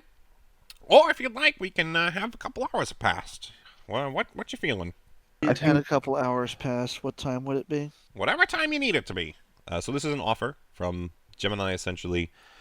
If you guys have stuff you feel like you want to do in East Haven, like say maybe go visit Imdra again, just to say goodbyes, or visit somewhere, I don't know, maybe you wanted to go have another drink, like Ravnus said before, and maybe do some planning, you can have the time here in the city to do that. Or if you wish to just start making the trek to Bryn Shander, you can set the time to be whatever it would need to be to arrive at like 10 or 11 p.m., whatever you're shooting to get there by, that sort of thing.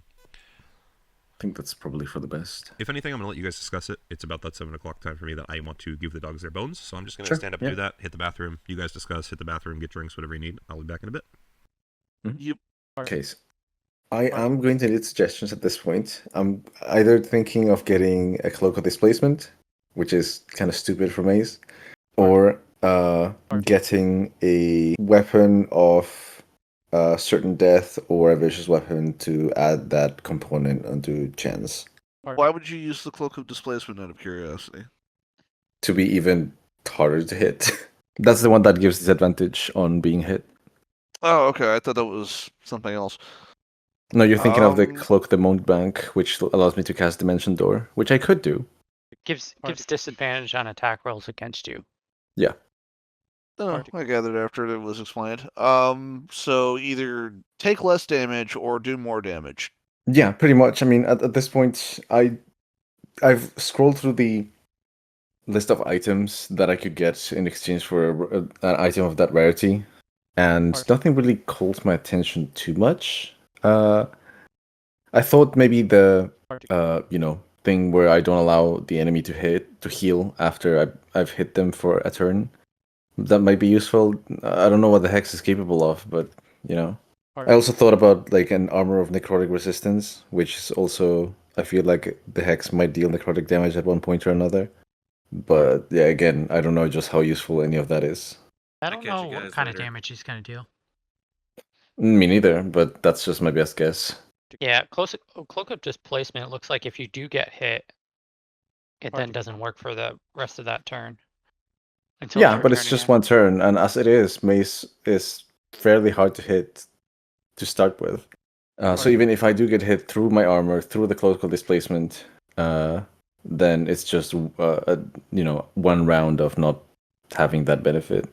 Alternatively, I could also just get a +2 shield and improve my AC to 24. What does the weapons do? The weapons, well, there's a few options. Either a vicious weapon, which I deal, I think, an extra 2d6 damage on hit or something like that. Or a weapon of, I think it's called Certain Death, which basically prevents the target of my hits from being healed until the end of my next turn. There's also a weapon that imposes disadvantage on their next saving throw until the end of my next turn. I feel like those enchantment type effects could be useful and is reasonable for me to attain through chance. I don't think we're gonna do enough saving throw spells now that we don't have Maiden P or Valine. Does Ravnus is a warlock. He's more blasting oriented. Okay. Yeah, the stuff. I mean, he does have saving throw stuff, but Not Well, in the same quantity. Yeah, he can only cast 4 spells. Right, got Or it. Got 3 it. spells. And there's legendary assistances to take into account, so. Most likely. And he also has Mind Sliver, so if he does hit with Mind Sliver, subtract a d4 from. Do you think the Hex will be healing at one point or another? Yes. Healing is pretty rare, but it's. So, having fought the Hex before, I don't remember how he was doing it. But that would be getting hit with excessive force damage. Is there a force resistance? I could get a shield of fuck. Yes, the shield of fuck. Leaf's getting that. Do they make that? 'Cause I am interested now. You guys take it easy. Have a good night. There, Kim. Thanks for joining. Later, Kim. I just sat back down. Bye. Thanks, Rick. Have a good night. I could get an armor of force resistance, but I just kind of imagined that the Hex would be dealing like mostly blunt damage, like bludgeoning. That's what the word is. I don't know. Well, he definitely hits you with his fists. Yeah. He just has 16 of them. Well, he has a tentacle too. Could be all magical. He has a tentacle. You guys just don't know it's only one. We don't know what that tentacle's been. That's true. In a lot of places. That's Yeah, also well, he has a lot of children. He has a lot of sons. Yeah. Oh gosh. So we're thinking more damage true. then, I should have probably done coin flips. I feel like I just kept building the Hex characters as I needed them. But man, I definitely ended up with more men on that end, didn't I? More dudes. Yeah. I kind of thought that you'd go through a process of like, oh, I like this generally archetype or racial. Yeah, that's exactly what I do. I just design the archetype of, well, at least in their, for them, I started with the archetype of their style of Hex, the way they murder, and then I kind of worked backwards from there. And the problem is, I felt like the vast majority of the ones that I made, I probably could have done asphyxiation as a female, but like Shattered Frame felt too male to me, and then Final Breath actually Fred and I built together, so it was easier for us to do it male for him to play. So I think that was kind of either way. I just didn't realize. Well, we don't know how many iterations of the explodey one they've gone through, so they could have been male and or female. Well, and that's at some actually point that's actually fair. I think most of them probably would have at some point or another disguised themselves as female, but in terms of what they were born with, that one is the shape changer of choice because it literally can't remember which one it was. It's been shifted so many times. Well, and actually, it's funny you bring that up. I was teasing Fred the other day, telling him about some of the funny little things I do in the background with certain characters. For example, with the Hex, gender any, eyes any, height any, hair any, skin any. Whatever I want. Technically. So, yeah. Regardless, I guess sitting back down now, I will ask, what does the party think they want to do? Unless we need more time. I don't mean to interrupt. Oh, that's cursed. Never mind. Ugh. So, you'll be fine. Do we want again? I guess, am I doing anti-heal or am I doing less hits? You know what? I'm gonna go with the age-old tradition of I don't have an answer, so I'm gonna roll one. What do you mean by less hits? Go for defense. Oh, okay. So I guess in that case, that means I will be trading the Ring of the Ram for a Cloak of Displacement. Okay, fair enough. Glad I was the only one who voted for that, I guess. Actually, you're not. Fred said underneath you that he thinks you should go with the anti-heal. Which means technically it should come to Blake. Yeah. Does Snow Puppy get a vote? Snow Puppy does, but he just votes for... He's too young to vote. Snow Puppy gets a vote, which means that Blake tells him, okay, go tell us, do you want Kara or do you want Ravnus? And Snow Puppy just goes and, bites Leif. Am I doing good? I still think, slaps it back. I'm doing good. I still think we should put one of the dog tags on the dragon and see what happens. We don't have any more. You have one. Oh, yeah, I guess we could go back and forth. I think less hits. Okay, yeah. So, Cloak of Displacement it is. Unless we can get that shield of fuck, because I'd be down for that. Yeah, Rick, you missed that. There's a shield of fuck. Shield of fuck? Leif wants it. What's the shield of fuck? I gotta look this shit up. I don't know. I don't know. You gotta tell me. I just found out about it. It's just the what do you mean? I just hold on. What? D&D contraceptive. I thought you meant that this was something you actually looked up. What do you? Hold on. I guess I'll have a lot to listen to in the fucking there you go. review. Leif's trying to figure out how to make a custom item right now. Shield of fuck. Gotcha. He's trading in his snowflake for a shield of fuck. I see how it is. Oh, is that all it takes? The problem is it's like shield of F apostrophe AQU, and it's actually just like some sort of weird shield that lists off like an analysis of the enemy or something, you know, like shield of FAQ. Oh yeah. Oh, that's good. Frequently asked questions. Yeah. I think I said U on the end of it. I should have just left it at FAQ. My brain was going the right place. I realized that's why I stumbled. I was like, I think I said too much there. But yeah. Anyway, so I guess you get the Cloak of Displacement. Trade the Ring of Ram for that. Any idea on where the party wants to go after this? Did you want to actually spend some time in East Haven, go talk to people, or do anything, or do you guys want to just... sorry. I will also be trading in the Potion of Radiant Resistance for one of Necrotic Resistance. Ah, okay. Totally good. I'm not gonna lie, that's yeah, probably a better the cloak. I mean, I'm just throwing... stabbing in the dark, you know? Yeah, it's just one of those things. The Hex pretty much hits as hard as you guys do, right? So, die roll-wise, with disadvantage, it'll definitely be less hits, but statistically, it's still not as big of an impact. But he does do... Yeah. You do know from having fought him before, there is a necrotic damage he can do, so that's definitely going to help as well. Good. Okay. If you remember in the bar fight, you specifically, Mace, were hit by the necrotic attack. Yeah, quite a bit of necrotic damage, yes. No, yeah. I think 2 or 3 times, because it doesn't actually have to do a roll. As long as he hits someone else, he can do damage technically with it to some people, so... Yeah. I used it on you, I think, 2 or 3 times. I remember. Yeah, it's a good choice. It's the boulder all over again. Yeah, for sure. You know, if I'm not being, for like, I guess, not pun intended, but dragon bombed from the sky. Yeah, it's gotta be a boulder. Well, and it's actually kind of sad Harrison wasn't with us in that campaign that late, because he had the same thing happen to him in Fred's little one-shot that we were doing. Oh, really? Yeah, he as we were moving up, the giants that we were facing had good distance between us, so we were dashing in, and they just started throwing boulders at us, and he got hit by like 2 or 3 on the way in. Yeah. It's like, well, yeah, it sucks, but it makes sense. They're throwing fucking boulders at you, dude. I don't know. Oh yeah. Yes. He also didn't have any ranged attacks, so he had to move in close before he could actually start doing anything. Yeah. But Fred, just to close the loop for you there, in Chris's campaign, the one that we were doing before I ran mine, Claw's character was a very, very impressive healer.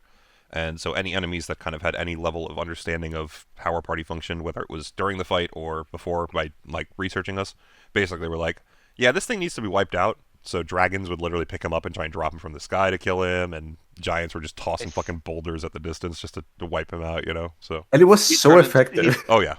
He turned into a bird once, tried to fly away, and a giant literally went, "Now you're mine, bitch," and just hurled a crit boulder at him. Yep. Oh yeah, that was his number one enemy. Was not the giants themselves, the boulders. Because it was multiple giants groups that would do it. It wasn't just frost giants or whatever. It was because they all have the ability basically, or vast majority. There were the fire giants. I think some hill giants at some point too. Yeah, exactly. Frost giants. Yeah. But yeah, so it's when I saw that happen to Harrison, I was kind of chuckling in the background because it's like, yeah, they're an effective tool, man. Sorry, we've seen it happen before. Anyway, yeah, well, we also had Azure healing himself problems, so. Oh, look, there's the only way to keep him from healing all of you to full health with a fucking good berry. Yeah, exactly. This effect triggers this effect, which triggers this effect. Huh. It was just a lot of stacking, which exactly. It worked well. Kind of foresaw, but didn't really anticipate the effectiveness of. Yeah. When it got to the point where I just said he's healed, move on, because I didn't want to do the math anymore. Yeah, well, it was one of those things that, like, technically the die could roll under, but it was... Yeah. He would have to roll under average so consistently. Anyway, back on target. So, is that all the magic items that we're trading out? Leif, did you have anything extra? So. Your snowflake? I think your snowflake. I think that's it. Okay. I don't know who said that. It might be the person that's not here anymore. It's that character's not here. Yeah, that's true. The antagonistic relationship has to be rebuilt. If you feel like there's some weight on the paper that you were just handed just moments ago. I look down, I read it, I flip it over, and just write "gay." And for some reason, I feel like he draws the walrus from back on Arl's Island. I don't know why. So I would ask, as Ravenous, I would ask the group, and I would look at, our hosts here and say, do you guys just want to talk here and make a plan, since, no one can hear us, and I'm assuming no one knows we're here since this is like a regular cart on the outside. Not only is it like a regular car on the outside, because you guys are currently in here, I'm not really having other people know that we exist. So, yeah. Yep. Definitely a good time for it. It's probably the safest place to do any of that, so yeah. I, for one, would like to say goodbye to Indra before we leave, but if we're going to opt on the idea of complete I'll and just total, give you an hour. It doesn't matter. I can put you out whenever you want. complete and total stealth, then I would leave in my disguise and just start walking towards Bryn Shander. Well, I mean, since we have disguises, we can do both. There's no reason why Indra shouldn't, we shouldn't say goodbye to Indra. We can just leave her a note or something at least. As for going to Bryn Shander, well, all of us have disguises with the exception of looks at the dragon.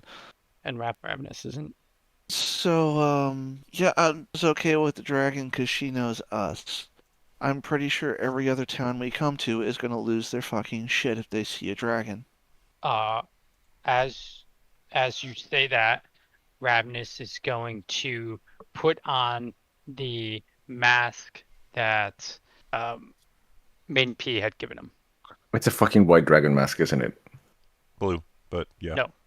I mean, at this point, Ravenous, I think that they'd see a literal, like, dragon-like appearance on your face sort of thing, even though it's only a mask currently. Yep. I would also point out to you, Ravenous, just so you know, as you do this, all of a sudden, the dagger that normally sits in your robes, which has currently been actually sitting on the countertop behind you, conversing with Marno, suddenly will fly around to the front of you, sit between you and Kara, and just kind of hovers in between your eyes as you put this on. Stares at you. You can feel it staring at you. Yes? You have a question? Yes, but I'm typing it to you, so. Oh, okay. Oh, so that's why you have a +5 to your AC now. What? Wow. No metagaming on the table. Look, he said what the item was. I've never heard of it before. I wanted to know I what the don't item remember what was. it does, but I think, as all far right. as I know, It's a good bit. it gives you like a lot of like dragon-like features, and potential control over all dragons of that cast. No, doesn't actually have that ability. It might have on an older version, but it's just. It might have been when the It's just a lot of masks are dragon-like abilities. combined. Yeah. Give you true sight. That sucks.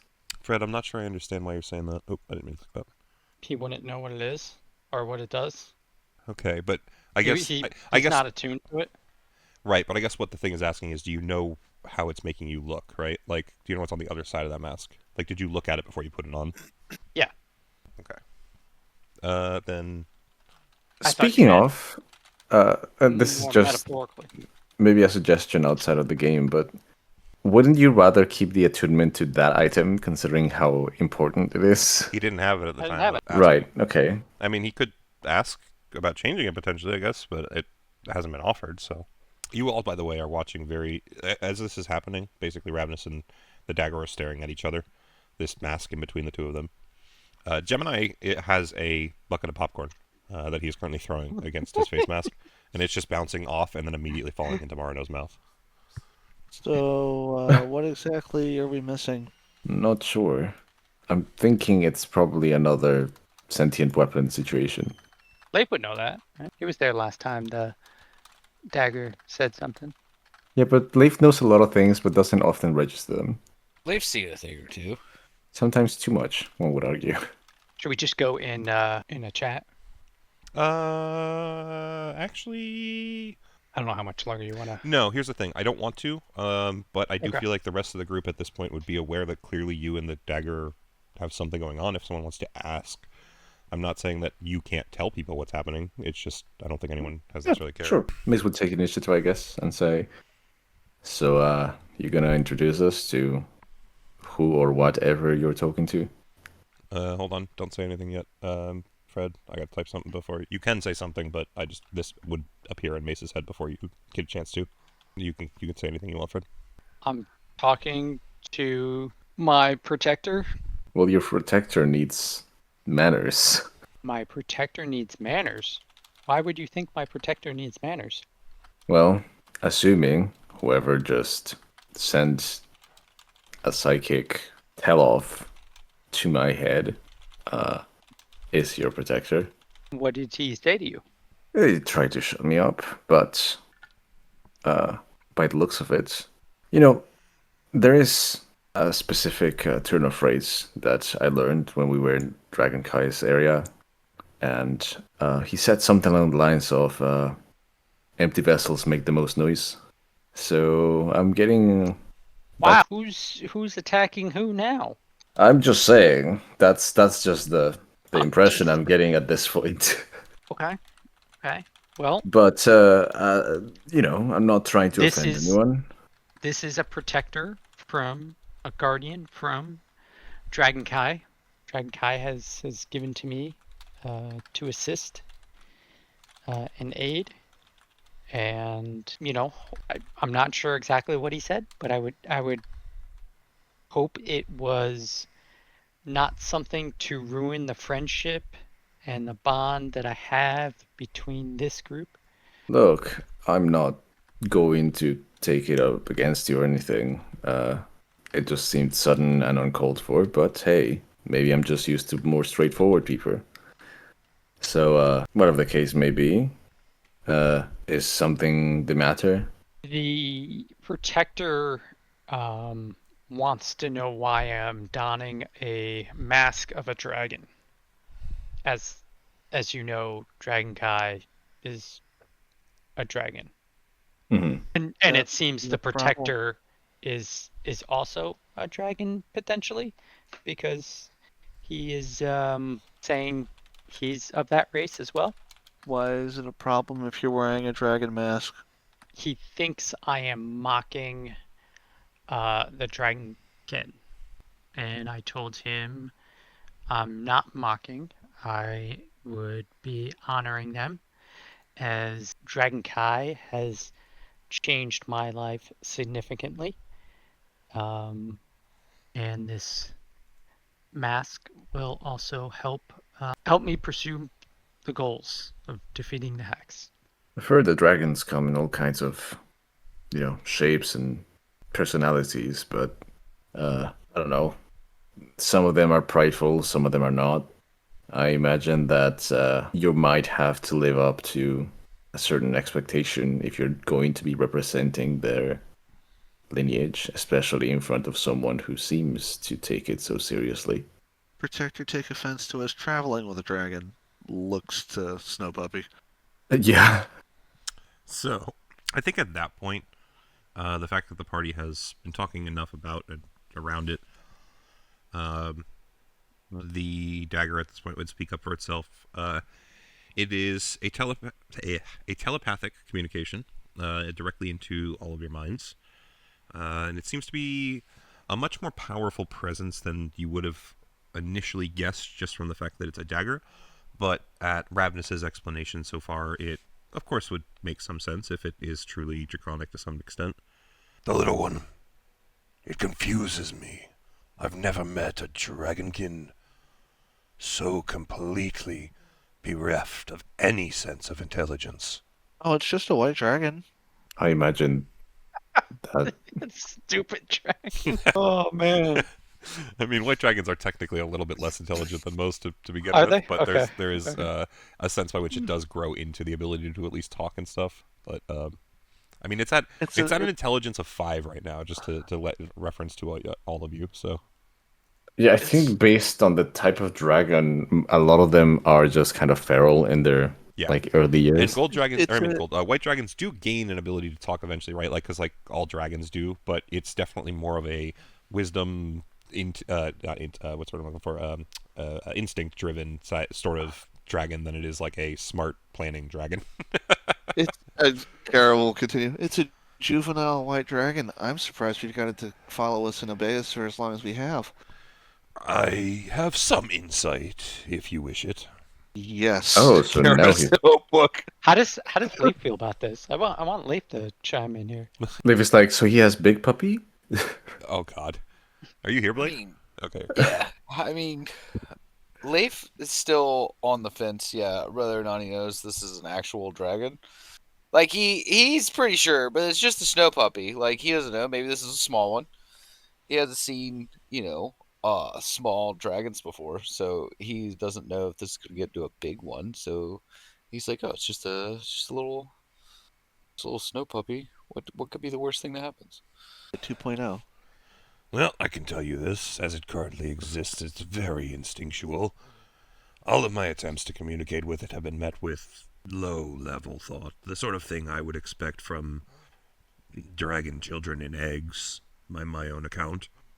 However, it does still have a sense of self and understanding. Its willingness to follow is something, it seems, very bred into it, I guess. It's been domesticated. That might be the best way to explain it, because it was in the care of a bunch of cultists that were following the Winter Maiden. I know not this Winter Maiden, but I can say this. It has been, from the time of its birth, its hatching, dealt with by humanoids, fed and raised. It expects to be given food. It's kind of pathetic, honestly. Don't you raise your young?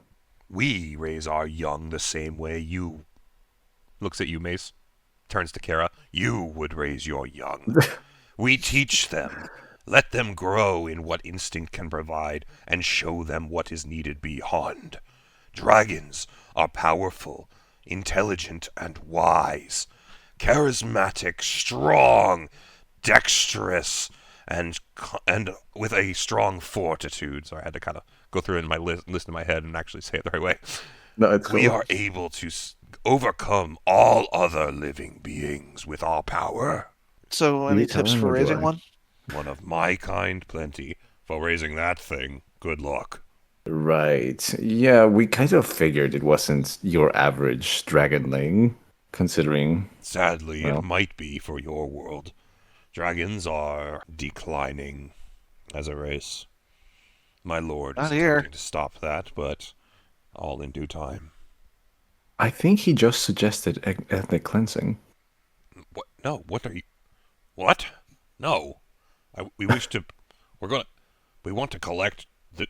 Mace, at this point, please just do an intelligence saving throw. No.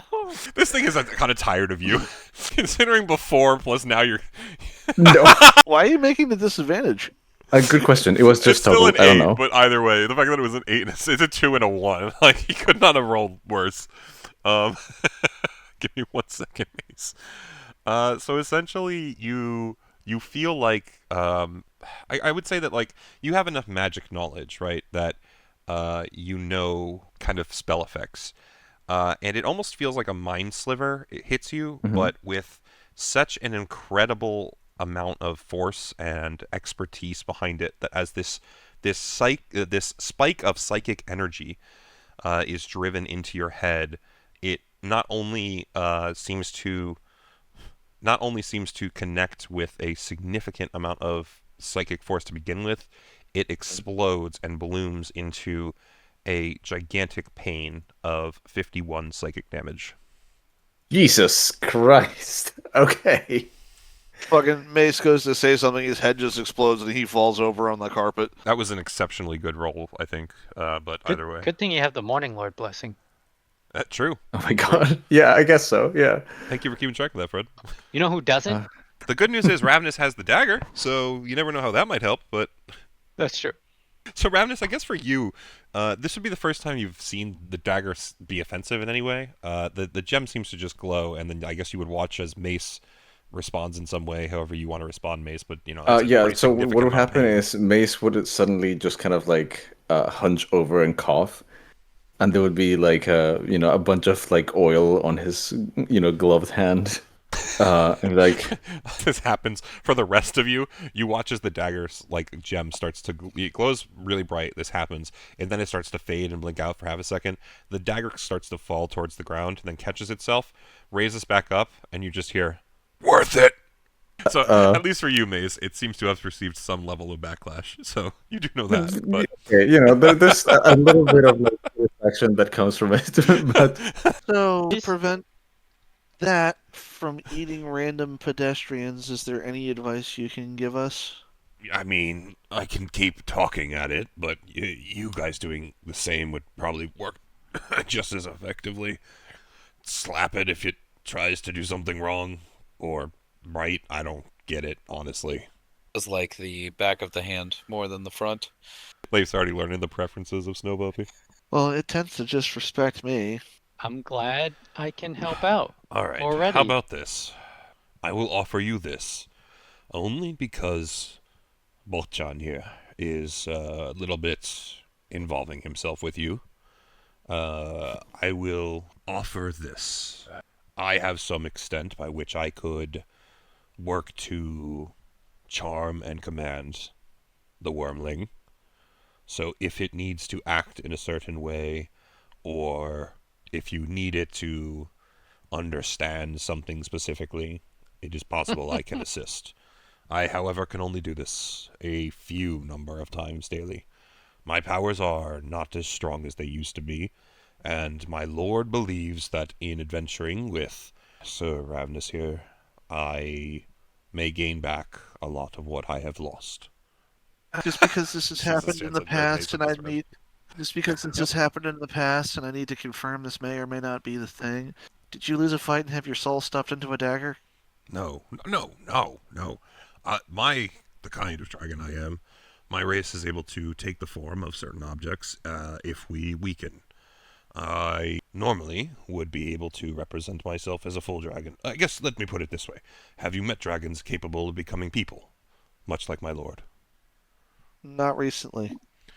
But you know what I speak of. In the past, we've done it, yeah. Yes. Okay, then Yeah. I am somewhat the same, but instead of becoming humanoid, like my lord can, I am restricted to weaponoid. I currently am more capable in this form.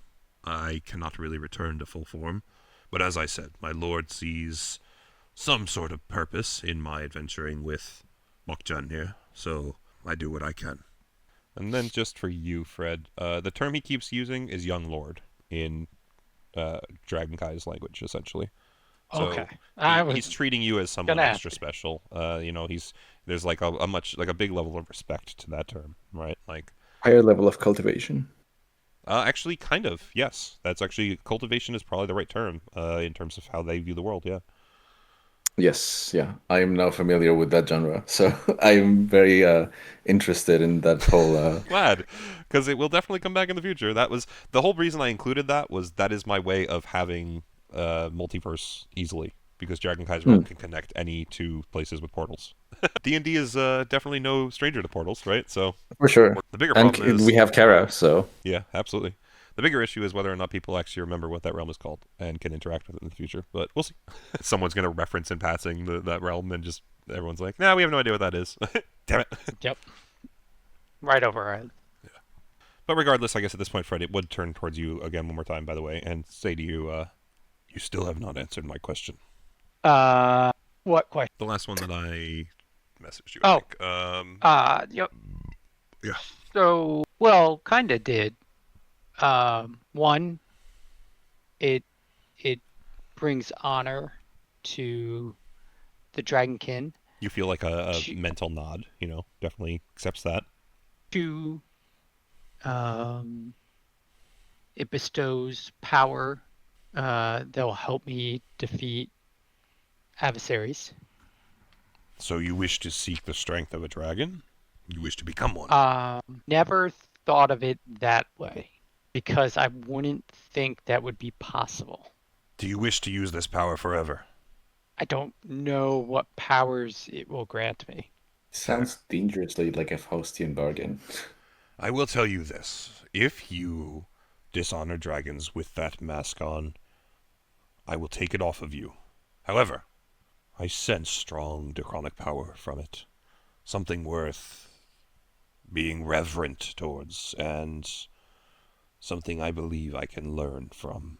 Use it wisely in front of me, and perhaps it will be good for both of us. Please keep that in mind. To the rest of you. And it will just like slowly turn its gem eye to everyone. And at this point, even Chance is kind of like entranced, by the way. He's been like staring up the whole time, totally forgetting that he's even a talking weapon like this, right? Like he is experiencing for the first time what everyone else experienced for the first time when he was like talking to them, that sort of thing. Right. Yeah. But the dagger connects eyes with him as well, like basically treating him as part of the group. I feel like Chance would also be like, well, I at least can change forms. Well, to be fair, the dagger told you it technically could. It just is not able to right now. Not anymore. Well, not currently. There's a whole subplot going on there. We'll see. Yeah. But it turns to you all and just says, essentially, the rest of you, just know I am only here to protect Sir Ravnus. I will do what I can for him, and I will aid in what way I feel is worthy of you, but do not expect anything extra of me. And then it will fly back into its sheath in your robes, Ravnus. I have a telepathic link with it. Oh yeah, absolutely. So I would telepathically say, I appreciate you speaking aloud. It's one thing Dragon Kai had taught me, is not to hide our speech. It would specifically say back to just you, yes, I understand my lord's intentions, and how I must be my own man and maintain my own sentience. He says it's very important for making sure that I return to a full dragon. So, I hopefully will be able to put up with your party and learn something from it. But please do tell that armored one to be careful with the way he thinks and talks of dragons. Okay. And then I would turn to Mace, and I would say, Mace. Yeah. I know you didn't really have a mother, so I probably That's wouldn't. a great I probably way to wouldn't. start Hold on. I probably wouldn't know that because I don't think I was around for that That was part. more of a Pluzak thing, yeah. But Yeah. Looking back and forth, like, oh, what is gonna fucking happen now?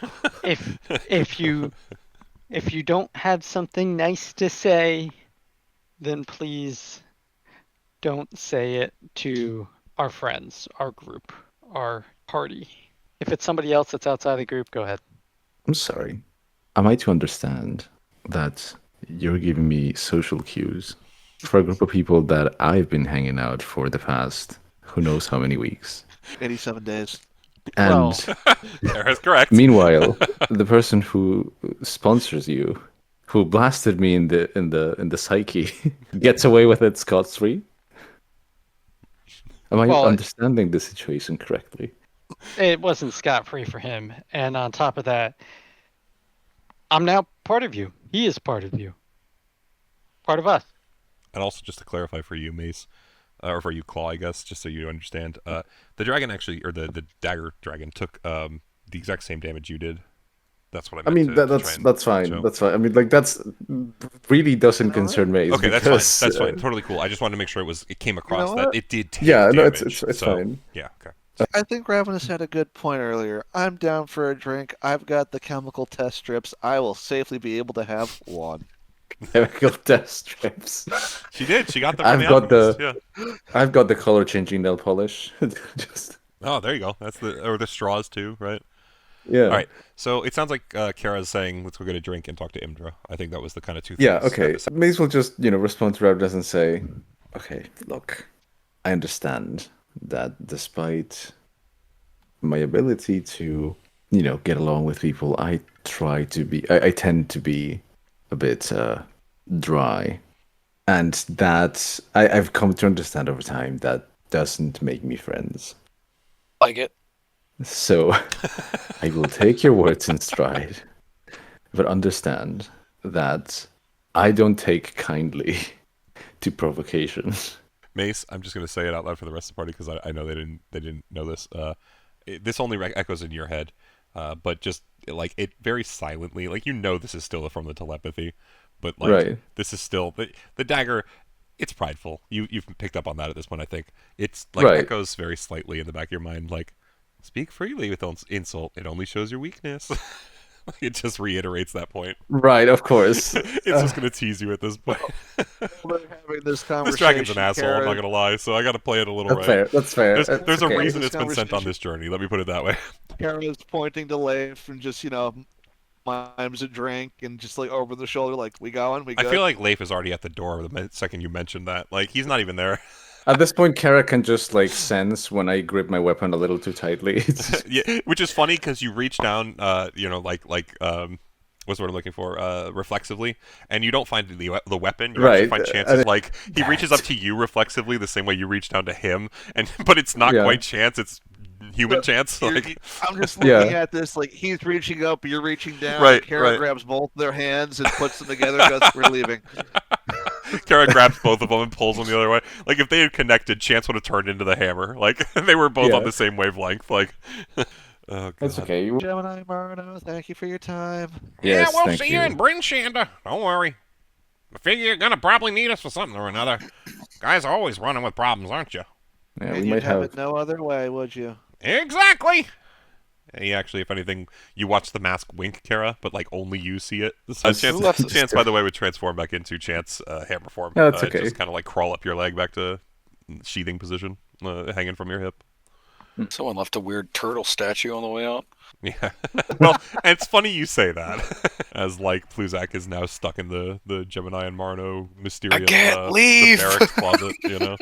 What we don't realize is he's actually trapped Pluzakarthus' soul here in the doorway. Yeah. Oh god. The papers just keep saying help. Yeah. Yeah.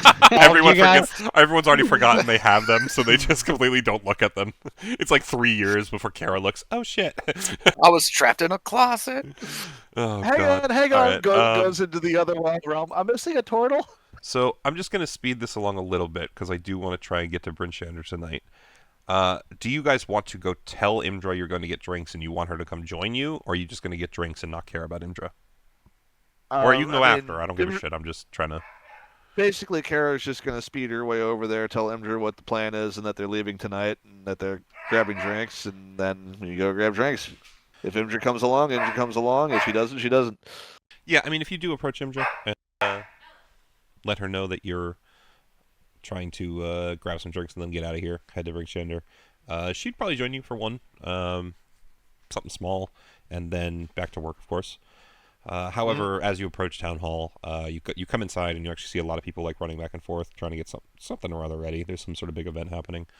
You knock on Imdra's door and she looks up. And she's like, "Oh, hey, Kara, how's it going? What's up?" And you tell her about the drinks. "Oh yeah, I guess, but we were preparing a festival, a Burning Man. You know, we're gonna. Last time we had to arrest you at Burning Man, we figured this time we'd celebrate you with one for finishing off the Frostmaiden." We got arrested at the last one? Yeah. Yeah. I feel like Ravenous is actually in the door and just says, yeah, and Imdra just looks over at him and it's like, "Oh, hey, been a bit. Thanks for the apology last time. Glad you remembered. Yeah." I remember Thumbs burning up. man. I remember the man burning. I just don't remember being arrested. Yeah, so the thing was, you all came into the center of town, saw the Burning Man happening, but you'd murdered a guy the night before, and so my guards found you in the crowd and arrested you. That's how we met. It was a vampire, but No. It was Weak Leif. He was a minion of the Frostmaiden. He was technically like okay. He was technically one of like the hooded cloak guys, but like without being the hooded guy. Like he actually had some character. He still remained himself. Had a whole bunch of blessings. Gotcha. Was undead. Some sort of thing like that. Gotcha. That's why Leif kind of looks like him now, with the like icy skin and all that shit. Gotcha. I mean, by all means, still hold the festival. Don't just we still have a famous legendary assassin to kill. Yeah, that Hex guy you kept talking about. Actually, about that. The rumors. Well, I guess let me put it this way. There was a bard. Did you meet the guy at the inn? The one who kept going on about television? No. Not the guy that actually plays good music. The one that's at the inn right now that plays really cheap, shitty songs. Yes. We kind of had. I think actually gave him a gold coin for like a shitty song. Yeah. Yeah. So you seem to know Mace. So he said something about there's some sort of weird rumor going around in Bryn Shander. I guess you could probably get the details from him, but there's like some sort of like poem or some shit that the villagers are passing around. Just be careful. Okay. Yeah, we should probably get that from the bard. It's up to you. I mean, Yeah. hey, you know what? I'm coming with you. I can ask him if you want. If anything, Imdra at that point kind of like walks out to the front of the town hall, and she'll look at one of the secretaries that's like running around. Just, hey, keep the plan going, but the heroes are not going to be there. We're not going to put them on stage like we were planning. But they said still hold Burning Man in their honor, and make sure that everyone knows Frostmaiden's gone. So be ready for sunny skies, right, guys? She kind of winks at you, Kara. Yep. She's bullshitting, by the way. You can tell that she's bullshitting. She has no idea like what she's saying is true or not. You, I'm sure, can say it with confidence, but she has no idea. No. I mean, she's telling skies, right, Kara? Yep. If anything, she's a little taken Sounds aback good. by your confidence, but okay. Anyway, she heads out with you, and we'll all I'll bring you all to the bar. Let me see. White Lady Inn. It's still pretty busy. I think you guys can put yourself anywhere. I'm going to stand up and hit the bathroom really quick, but when I come back, I'm assuming you're just going to ask the bard for shit and grab some drinks. If anything, anyone who wants a first drink, that's fine. The first drink that you drink will not be poisoned. Yay. If you guys want to heavily slam them back, like I know Leif might, con rolls eventually. We'll do the usual drinking stuff. Otherwise, like I said, I'll be right back. Are we? I think Mace will be disguised here. Because I think at this point, I don't want to chance it. Pun intended. I mean, with the group here, you're already with Imdra. I think I'm going to save the disguise until after we leave town. That's probably fair too, because like at this point, we've already been seen here. It wouldn't be a good idea to blow our disguises. Oh, really? So apparently, a basic ass wagon is only 35 GP. And a covered wagon is a lot more expensive. It's 250, but we have that kind of money, so We could all have our own covered wagon. Well, the thing is, I have my spectral steed, which I can use as a regular horse. So technically, we could do the thing where we save traveling time by using that in conjunction with the wagon. I'm just thinking for the future. I mean, if we were going to take a wagon, probably be wise to, get a room in the inn, don our disguises at that point, and just leave. Yeah, not a bad idea. But for now, so like we're here just to basically blow off some steam and kind of gather courage for whatever goes ahead, right? Am I understanding that correctly? For the most part. Okay, good. Well, I'd like to also cheers to you having overcome the Frostmaiden, so at least, I could celebrate with you. Yes. We'll hold her mug up towards the center of the table. We'll knock her mug with it. Mace will do so as well. Leaf? As will Leif. Yes. I feel like Snow Puppy is like in the corner chewing on an ale ice block that he snowboarded on. Yeah. So that's exactly. Does Ravenous drink? Yeah, does Ravenous drink? That's a good question. I don't remember. No, Ravenous does not drink. Would Ravenous have like water or juice that he would cheers with to at least take up in the celebration? You don't cheers with water. I think that you could cheers with water. It's just part of the act, right? Is that like a... I would tell you this at a minimum, Fred. I think Dragon Kai and his realm in general, they would have a lot of drinking etiquette where, at least for them, like raising a glass, maybe not clinking it, but raising a glass in cheers or holding up a glass of like wine, something of a cheers effect is like would very much be very popular in that realm. I'm not saying this to say that you like have to take part of it, but I will just let you know that at least in that realm you probably would have seen it a lot. So Ravenous would be very used to this act one way or another, is I think what I'm trying to get at. Just so you know. He would give a strong nod when everyone starts cheering at each, as they start cheering each other. Cool. To each person, but he doesn't drink. Yeah. Makes it hard for him to read lips. Ah, interesting. I like that. That's a good point. And just to clarify, because I think Claw, you probably understand us at this point, but the kind of lore and background that Dragon Kai and his realm have, the testament of a shared drink is like very important. It doesn't have to be alcohol per se, but there's a ceremony by which that sort of thing occurs. So, this is a sort of sign of respect. Right. It very much can carry a lot of meaning depending on how it's done and used and all that. So, just some interesting kind of notes for you all. As you finish this cheers, of course, the bard is playing music. It's still kind of early afternoon. I should probably remove a fair bit of these people, but there's definitely people in the bar regardless. Did anyone want to go talk to the bard? What was the plan? I kind of missed it if anyone was planning on doing that. So we were doing this because you were away and you need to voice the bard. That's what I figured. So Kara will walk over with her drink. Just tap him on the shoulder. He just like switches from what he was playing on the piano to some sort of like repeatable intrum thing. Yeah, what can I help you with, ma'am? So apparently there's some kind of poem going around from Bryn Shander, and I was told you might know what it is. Ah, you want the creepy shit. You want the weird girls. All right. Well, yeah, I can kind of tell you at least what it was about. I don't remember the whole thing. There was, So you ever heard of this thing called the Hex before? It's kind of a weird rumor that goes around certain places. You ever heard of it? I've heard. Yeah, it's one of those hexes. And the weird thing, I find them especially strange. Every time I hear them, it's a little different. And I don't really know why, so kind of avoid really looking into them. I can tell you this one was about some sort of bloody coins in a jar that needed to be buried. Hex of something. Oh, you know what? If you're going to Bryn Shander, I bet you any villager can tell you about it. It's been going around quite a while there. That's all I remember. Well, good enough. Thank you very much.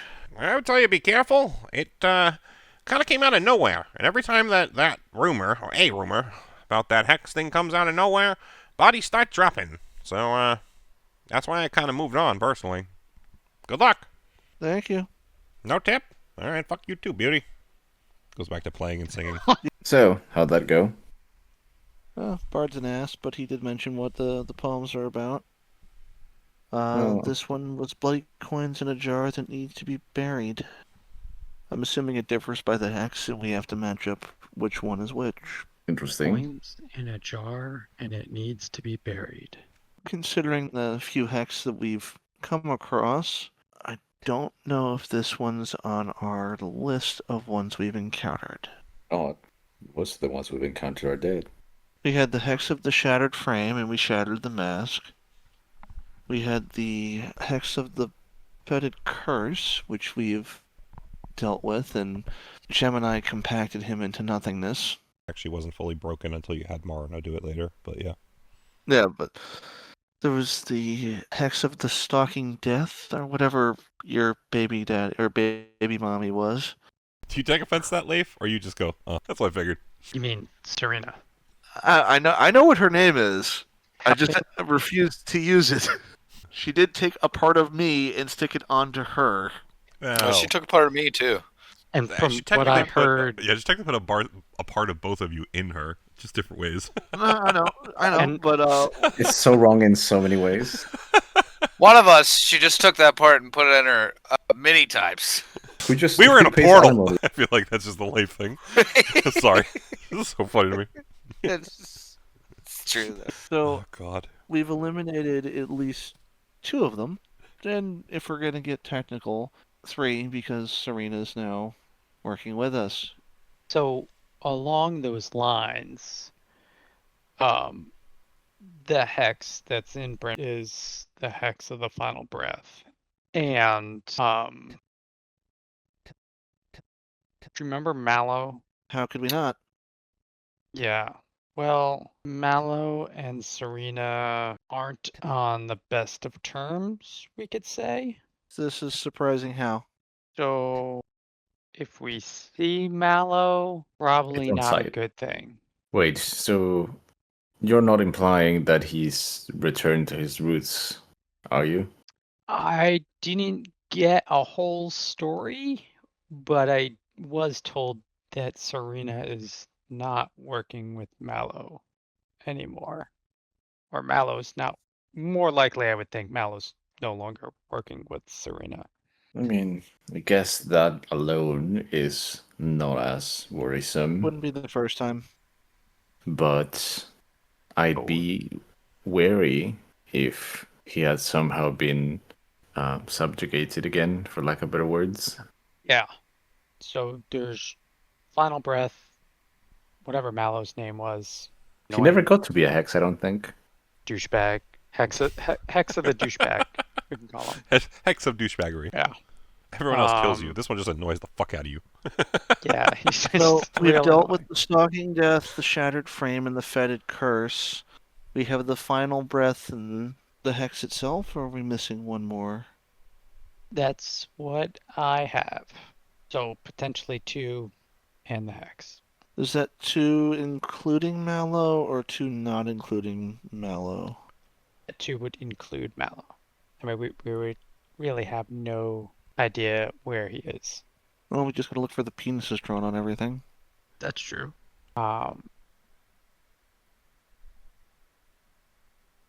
Yeah.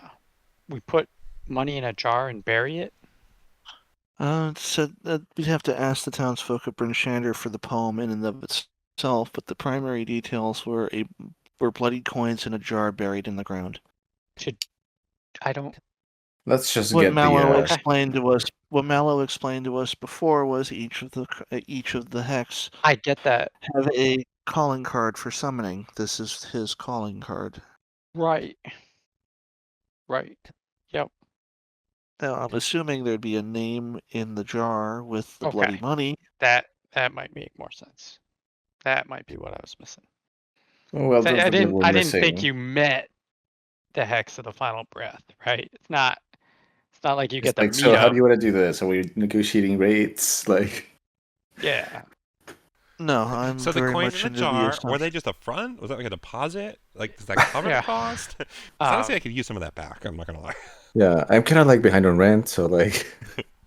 How do you negotiate with a curse? I don't really understand how this works. So okay, because that's one way to summon him, right? If we wanted to summon him to attack, bait one of us. So you're saying put a head out on one of our heads on purpose? I mean, that's one way to find out who the hex of the final breath is. Hey, listen, I respect the idea. I think just for safety, I'd like to go to Bryn Shander and get the full context version of the limerick, because this seems a bit incomplete. So the question I have is, when we arrive at Bryn Shander, do we separate and go in individually, or do we go as a group? Because a group of 4 plus a dragon is a bit of a giveaway. It is. As I was mentioning earlier, I can probably buy a covered wagon for us, and that should allow us at least a little bit of extra privacy. But beyond that, you are right. You know, going through town together might be a bit of a dead giveaway. I mean, obviously, we should be meeting up with Serena when we get there, right? And I would specifically look at Kara, because she seems to be the one with the biggest problem with her. You want me to kill her? What? She's been assisting us. I mean, more so you guys. Now us with me. I don't think If killing we're gonna her have would be the right someone, thing. if we're gonna have someone meet her, it should be Leif. I mean, I've met her. I've spoken to her. This is how I know this stuff. I doesn't just have What to is be she Leif. working at a bar? Actually, she is the barmaiden at the Northlook. Of course. Girl of my dreams. Apparently, she's hoping for the return of her champion. Kara just face plants the table. She has a champion. I'm curious about. I feel like I know the answer, but I just have to ask. So Blake, is Leif, got like a cold sweat down his back by chance? Is he like feeling kind of happy about this? Like, where your mind at? I mean, so he keeps passing back and forth. He's like, hell yeah, Serena. And then he remembers what happened. And he's like, hell yeah. And then he remembers what is the possibility that could have happened during that happening that might have happened. And now he's wondering if now his relationship would include a fourth being, being myself, Leif, Serena, and Snow Puppy. Do we now have to accept maybe mini Leif? Oh no! It's kind of hard to tell with a shape changer. But was she getting fat? Huh?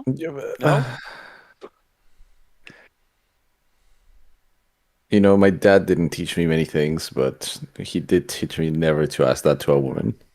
I mean, I don't have anything to compare it to. Right. Well, guess we'll find out if you're a dad or not.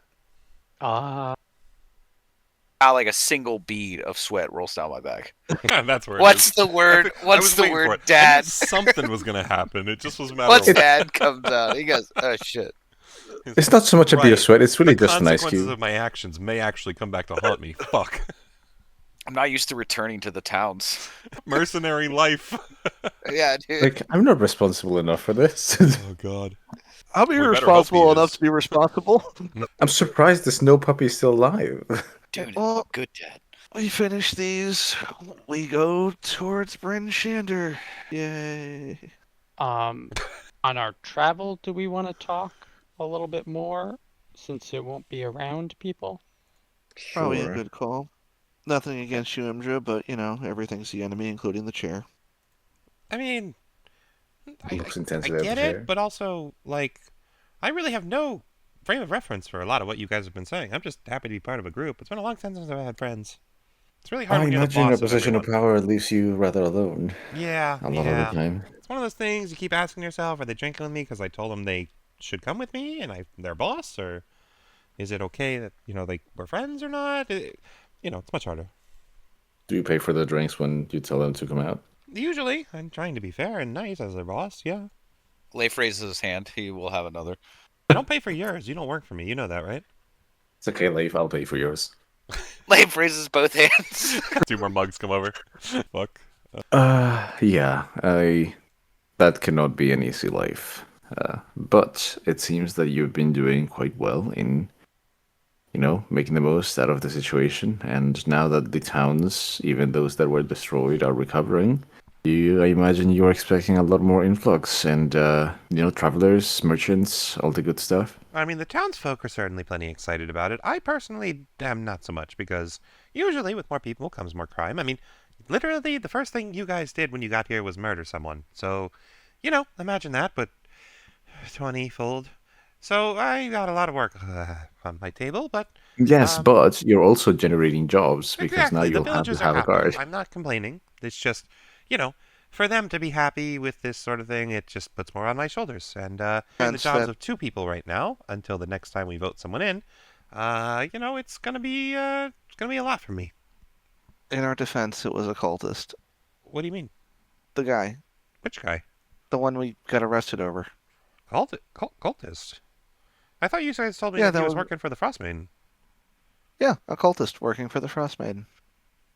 Oh, I thought you meant like those people that have recently come from Caer Konig. Yeah, those. Should Oh, sit sorry, hold on. upright for a second. I think Caer Denivel. Konig, I think, is further up. Kara will sit upright for a second and be like, "They're still alive." Apparently there was some sort of... I don't want to get into it. It's been so confusing. There was something like a cult happening there, and then the leadership got taken out by some sort of the guy, and then the guy got taken out by... She stops for a second. Was it you guys? Oh. Then you probably already know. Actually, I guess so. Essentially, after you killed their second leader, they kind of fell apart. Something about whispers and their amulets. Like, they're still some sort of weird group, but a lot of them, with nowhere really left to go and food running out, just decided to go to the other towns. And yeah, a lot of deprogramming. So, if I remember correctly, those amulets that are talking to them are probably Shardolin. Might want to confiscate and destroy those. Okay, we can do that. If I'm wrong, well, The problem is, I think a lot of them probably won't let them go without a fight, but we'll either figure that out on our end or just tell them to leave our town. So, do you have any idea what they do? they drive people to madness and make them into berserkers. Is that why they talk to them?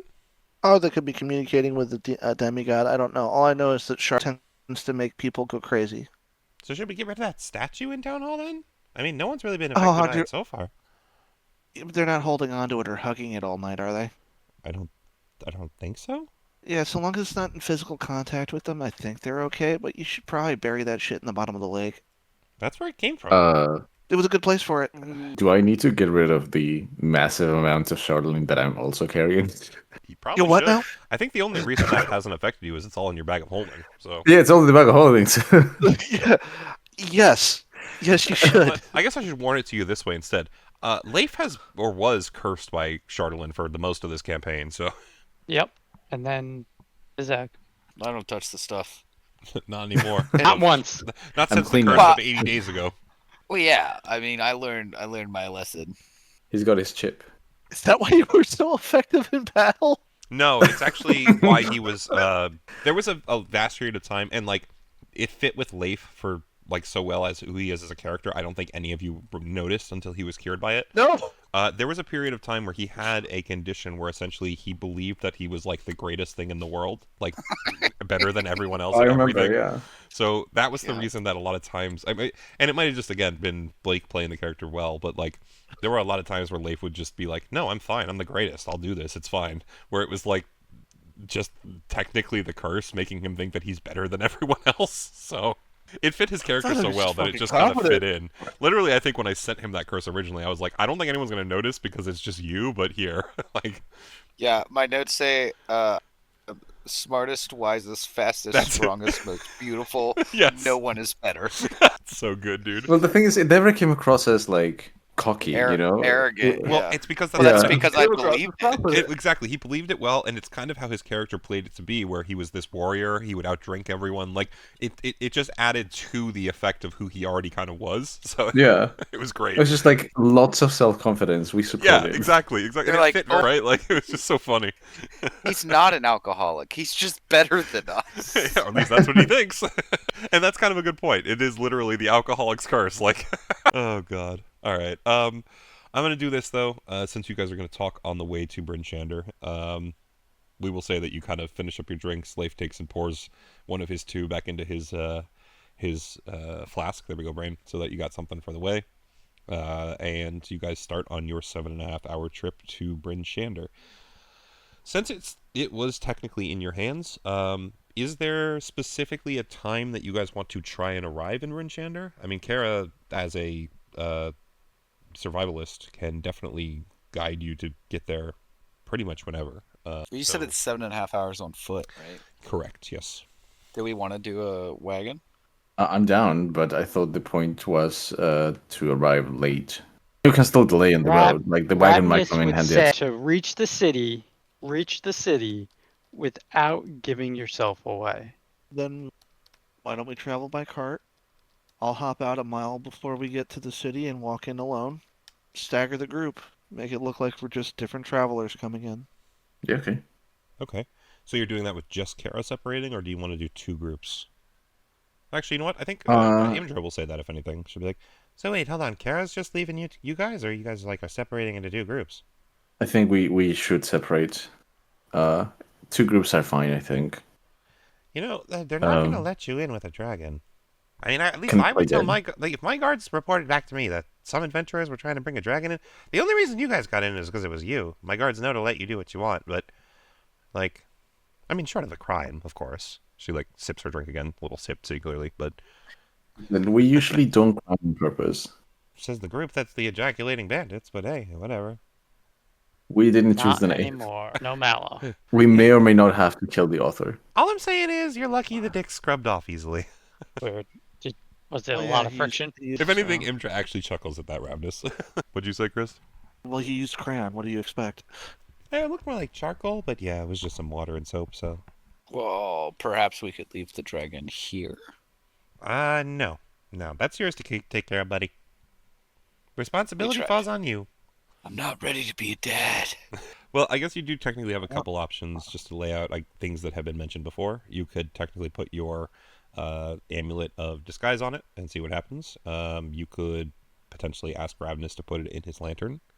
Or I guess you could leave it outside of town and just hope that it fucking stays tied to a tree or something. I don't know. Yeah, no, that last option's not going to work in Snowball's chance in fucking hell. We'll figure it out all the way. I think that's fair.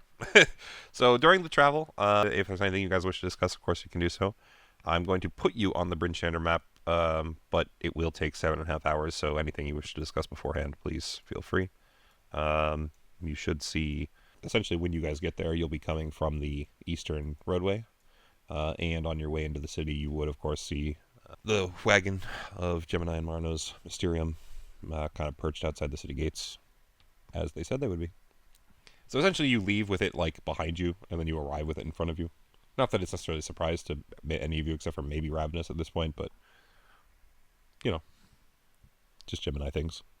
Ravnus would be impressed. So on this carriage ride, right? Actually, yeah, and much to that point, because I didn't actually have you guys RP'd or anything, but the carriage would have been bought from the stables at East Haven. No problem at all. Maybe 100 gold, we'll say, Claw. I'm sure you have plenty. It's 250 actually, but if there's a price for it, even better. Yeah, 250. yes. So Ravnus would say a few things to the group. One, he would turn to Mace, and he would say, "Mace, brother, would you mind if I bonded to you?"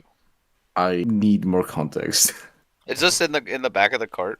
Yeah, you'd Like, be as there. we're- You'd be there, Leif. You'd hear that. I understand Leif- that I look like flesh right now, but I really don't want to have to use it. Not literally. Well, not physically. Are you talking some kind of like soul pact? I'm not. Because I've tried that before and it didn't go so well. I'm not Bizak. I Chances mean, like, what do you Maiden mean? Fee. So it's not a soul bond, but I can for people that I am bonded with, I can bond with one person a day, if you're willing. And I've done this with Dragon Kai. Whenever I'm subjected to a spell or magical effect that heals me or restores me, the bonded creature also receives the benefit of that spell or effect. Oh.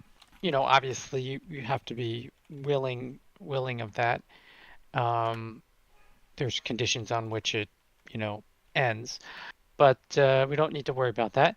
And then also, if you hit a creature really hard, I can react and make you hit even harder. Okay. You can spell that more if you want, Fred. That's your call. I mean, I don't know. no, I mean, it's maybe, okay. Like, even though I may not necessarily know the exact ability you're talking about, like, the idea is clear enough. Okay, fair enough then. To Mace, anyways. So I think he'd be like, okay, I trust you at this point. What does this bond entail as far as what do we have to do for it? Well, I got a question before you start the bonding. Yes, sir. So you said if good happens to you, good happens to him, right? Yes. So does that mean if bad happens to you, bad happens to him as well? Does he suffer? First of all, Imdra told me you weren't that smart. So where are you coming up You're with not this? supposed to ask that question. Where's this intelligence coming from? So you know the whole thing about you never ask a girl her weight. You never ask a Leif's intelligence. Ever since that slug left, I can feel my brain. Yeah, it hasn't been working. eating away my thoughts. Yeah. It's been draining his intelligence. I love it. Also, though, Leif, you do feel like your hair, for some reason, is way drier. Your scalp's a little itchy, You don't have the slime. I was hoping there was going to be like a weird bald spot where the slug was. When Leif bends over, it's just like a perfect circle, like right at the top of his head. Yeah. Like grass when you leave a tarp or a pool. A fucking crop circle. Yeah. Leif, that's a great question, and I'm glad you asked, because I wouldn't want you or anybody else in the group to think that I'm hiding anything from you guys. This bond does not, I repeat, does not have negative side effects. Unless you don't want to be healed, then that, I guess, could be a negative side effect. So it doesn't have negative side effects, but that didn't really answer my question. You're talking about side effects. I'm talking about effects directly to you. This does not have negative effects to you. I don't like how you're wording this. Looks at okay. Mace. I don't like how I'm he's trying wording to be this. as clear as I can be. It does not have negative effects to me. It does not have negative effects to Kara. It does not have negative effects to Mace. It does not have negative effects to my protector. It does not have negative The effects. clinical way by which to Pluzak is, sorry, that's- Ravnus is just going through the list makes Yeah. Leif even more nervous. Just like, I don't understand. The way he's saying it feels like there's negative effects for someone. I just don't know that That's- someone. Who's out Out there somewhere is going Again. to trip and fall on their face today. Again, if you don't like healing or to be healed, then I guess you can constitute that as a negative effect. Or if you don't want to hit things harder, then I guess that can constitute as a negative effect. Look, I get the gist, and I appreciate you being straightforward about it. I'm okay with it. I'm willing to do it. I just have to throw out the idea that maybe Kara would benefit from the healing more. I was thinking Kara might benefit from the healing more, or even Leif. But I think the stronger thing would be me increasing your damage. I don't think I'm our heaviest here, am I? I you think look at Leif it. just out damages me by quite a bit. That's correct. I think you and Kara have a potential to hit much harder per individual hit than Leif. Leif just has a better kit for hitting a consistent. higher average. Because even He if he is swings low very with his, consistent with his well, hits. he tends to be consistent to begin with, but even if he swings low with this greatsword, he has Savage Attacker, so he can re-roll the damage die. Got it. So he stays more consistent because of that. I do believe, though, with the nature of your ability to stack dice and also Kara's ability to stack dice, because both of you kind of have a lot of capacity for that, technically both of you can hit way harder than Leif can. He just... Okay. He's also a fighter. He swings like 3 times per fucking Yes, hit at this of point. course. Like, And he's if you want me more to spell it out, consistent. I can. No, It's okay. Like, your point, I it's think. fine. I think it's a reasonable way in character in world to like put it. So, yeah, he'll say, yeah, okay, if you think this is the wisest choice, I'm okay with it. Let's do it. Does anybody object as I look at Leif? No. My hand comes out, touches Leif's shoulder, Mace or Leif? or Mace's shoulder. I was like, wait a minute, are you bonding to me? Yeah. Lies from this Never. guy. No, can't believe anything he says. He's Um, like, well, I got to transfer the bad to somebody. And you will feel We know you're doing static curses, shock. Leif. Okay. Yeah. Actually, that's a good point. It's like static electricity. It doesn't hurt you in any way, but there's that like moment of... It's like I'm touching the screen of a tube TV. Yeah, exactly. Yes. It's been a long time since you guys have seen Ravnus's powers, but the dude is a literal powerhouse. I'm looking Actually, forward to and it. I'm not going to lie, Fred. I got to talk to you about it later. Please remind me at some point. I think I have a decent epilogue idea for Ravnus that involves that concept of him being a powerhouse. So Okay. Yeah, so I would do that, and I would say that Dragon Kai has bestowed upon me these white little chewable things. He used the term pills. Uh-huh. And they give similar benefits as potions do, but way smaller and easier to choke on. And I would clasp my necklace. Mhm. I store them here, and I have It's just like one of those candy One. necklaces. actually, if anything, it reminds you back to Jinglong Kai himself. Even since the first time you saw him, he would tend to kind of turn his wrist over next to his necklace, and all of a sudden things would appear in his hand. You actually watched him pull potion jars out that way before, and have seen him do multiple items out of his necklace. I think at one point Kara received some sake that way. But yeah, it's basically essentially a very similar looking necklace to what Jinglong was wearing.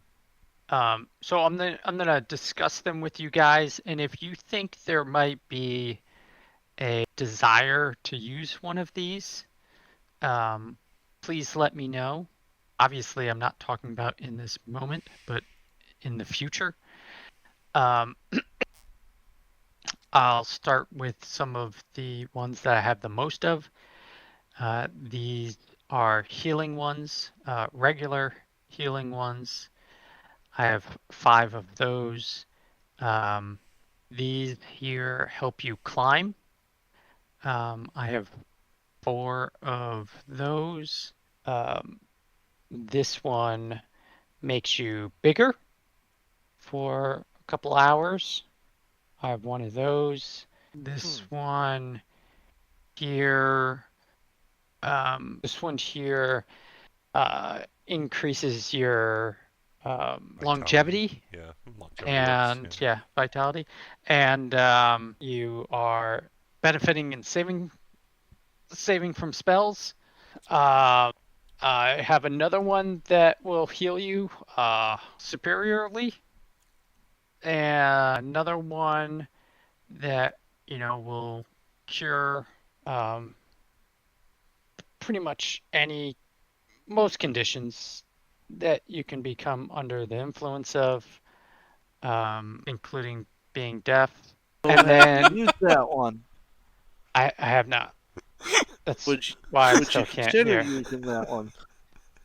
I don't know. God, that was funny, Fred. I can live with my deafness, but if somebody else goes deaf, I'm not sure they could. Well, Cure your deafness. he wants the world to know how it feels. It is. It would It only is be me. temporary anyway, so. I guess would technically you not. only No, make never it mind. temporary? No, I guess not. Yeah. Yeah. I just opened it for the first time, so. And then probably the coolest one. This one makes you strong as a giant. Okay. So yeah, I have those.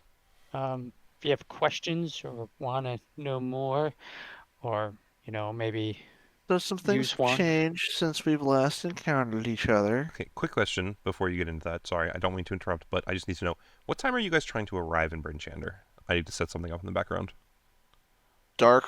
Dark is fine, but like general idea, 8, 10, 8, midnight? yeah, between 8 and 10, I think. I assume most shops close around dusk, or what? Well, and that's kind of the thing. Yeah, most close between probably like 6 to 8 p.m. Are you looking for streets to be empty though, because people might still be out drinking at 8 or 9? That's kind of my point. Are you trying to get there at like 8 p.m., 10 p.m., midnight, fucking 2 a.m. and risk the exhaustion? I think we're trying to get there in time to look like travelers coming in, so that there's no real out of the ordinary situation when we go to an inn. Yeah, but I guess Would there be a I'm saying problem you with guys me? have to choose what that time is. So I'll let you discuss it, of course. I'm just, what is Yeah. that time in your minds? I guess my question for I guess in order to figure out my point where I stand in regards to that is I'm okay with waiting, but is there a problem if we arrive early enough so that I can go to a shop and have something commissioned? For sure. So I would say that Okay. if you're I mean- looking to arrive at a shop, then you'd probably have to get there by like 5 or 6 p.m. Most places are going to be closed Yeah. probably by 7 or 8, right? So Yeah, if you so wanna have 6 I that think discussion- would be my vote. So then you guys would have probably been drinking in East Haven at like 10 or 11 in the morning. As one does. Which is fine. I'm just letting you know. I'm kind of giving you that for a reference. Like, is that what you were intending, or is that something that is realistically probably better to push to the next day and arrive a little later? I could also wait for the next day. Like that. There's no hurry for this. That's why. Got it. So yeah, let's just arrive late then. In that case, just between 10 and midnight, I guess. Between 10 and midnight. Okay. All right. So I'll have you guys arrive at about 11 p.m. then, which is fine. I'm just it helps me know what I need to set up on the back end. Thank you. Some things have changed since we last encountered each other. Okay. You're a lot more equipped than you used to be. One day you'll have to let us know all the things you've been through with. I mean, I was pretty well equipped based on experience when I was with you guys. Right, but this all I've been- seems like tailored towards your purposes, as opposed to just, oh, I found it and I want it and I have it. Kara will I take was- off her disguise to regain her wings, and she'll kind of fly outside of the carriage for a moment and be like, "So I'm permanently giant size." You could be bigger. Technically true, I guess. Technically true. But a special form of magic allows me to produce myself. But yeah, no, normal size is now 21 feet tall. It would also be more difficult to grapple you that way, so it's not a bad idea to make you bigger. I'm just saying that, while we're discussing things that have changed over the past. Does your strength increase? Yes, it does. Oh, okay. Okay. Like, are you strong? Are you like giant strong? I'm on parity with, I believe, a frost giant. I feel like Carol like reaches over and punches a tree and knocks it over, sort of thing. Not even like Okay. just like just uproot the tree. Okay. So like, is that stronger or weaker than a cloud giant? Weaker. So you could be stronger. Okay. Good to know. Is anybody as strong as a cloud giant? How strong is a cloud giant? I think we're talking on the scale. I think it's a 25 in strength. Oh, no. 27. Oh, I'm sorry, 27 in strength. The only thing that's higher is a storm giant, which is I think it's 29. 9, yeah. Yeah, no, nowhere near. But So yeah, so then this potion might be useful for somebody. That's good. Good to know. Or And Phil, sorry. Kara will reduce herself back to normal size. Well, sorry, air quotes, medium size, and redon the disguise.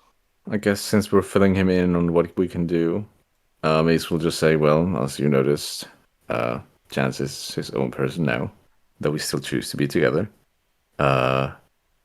Like together? Well, no, we're siblings. We're siblings. Technically, we're not related, but yeah, don't be gross. Okay.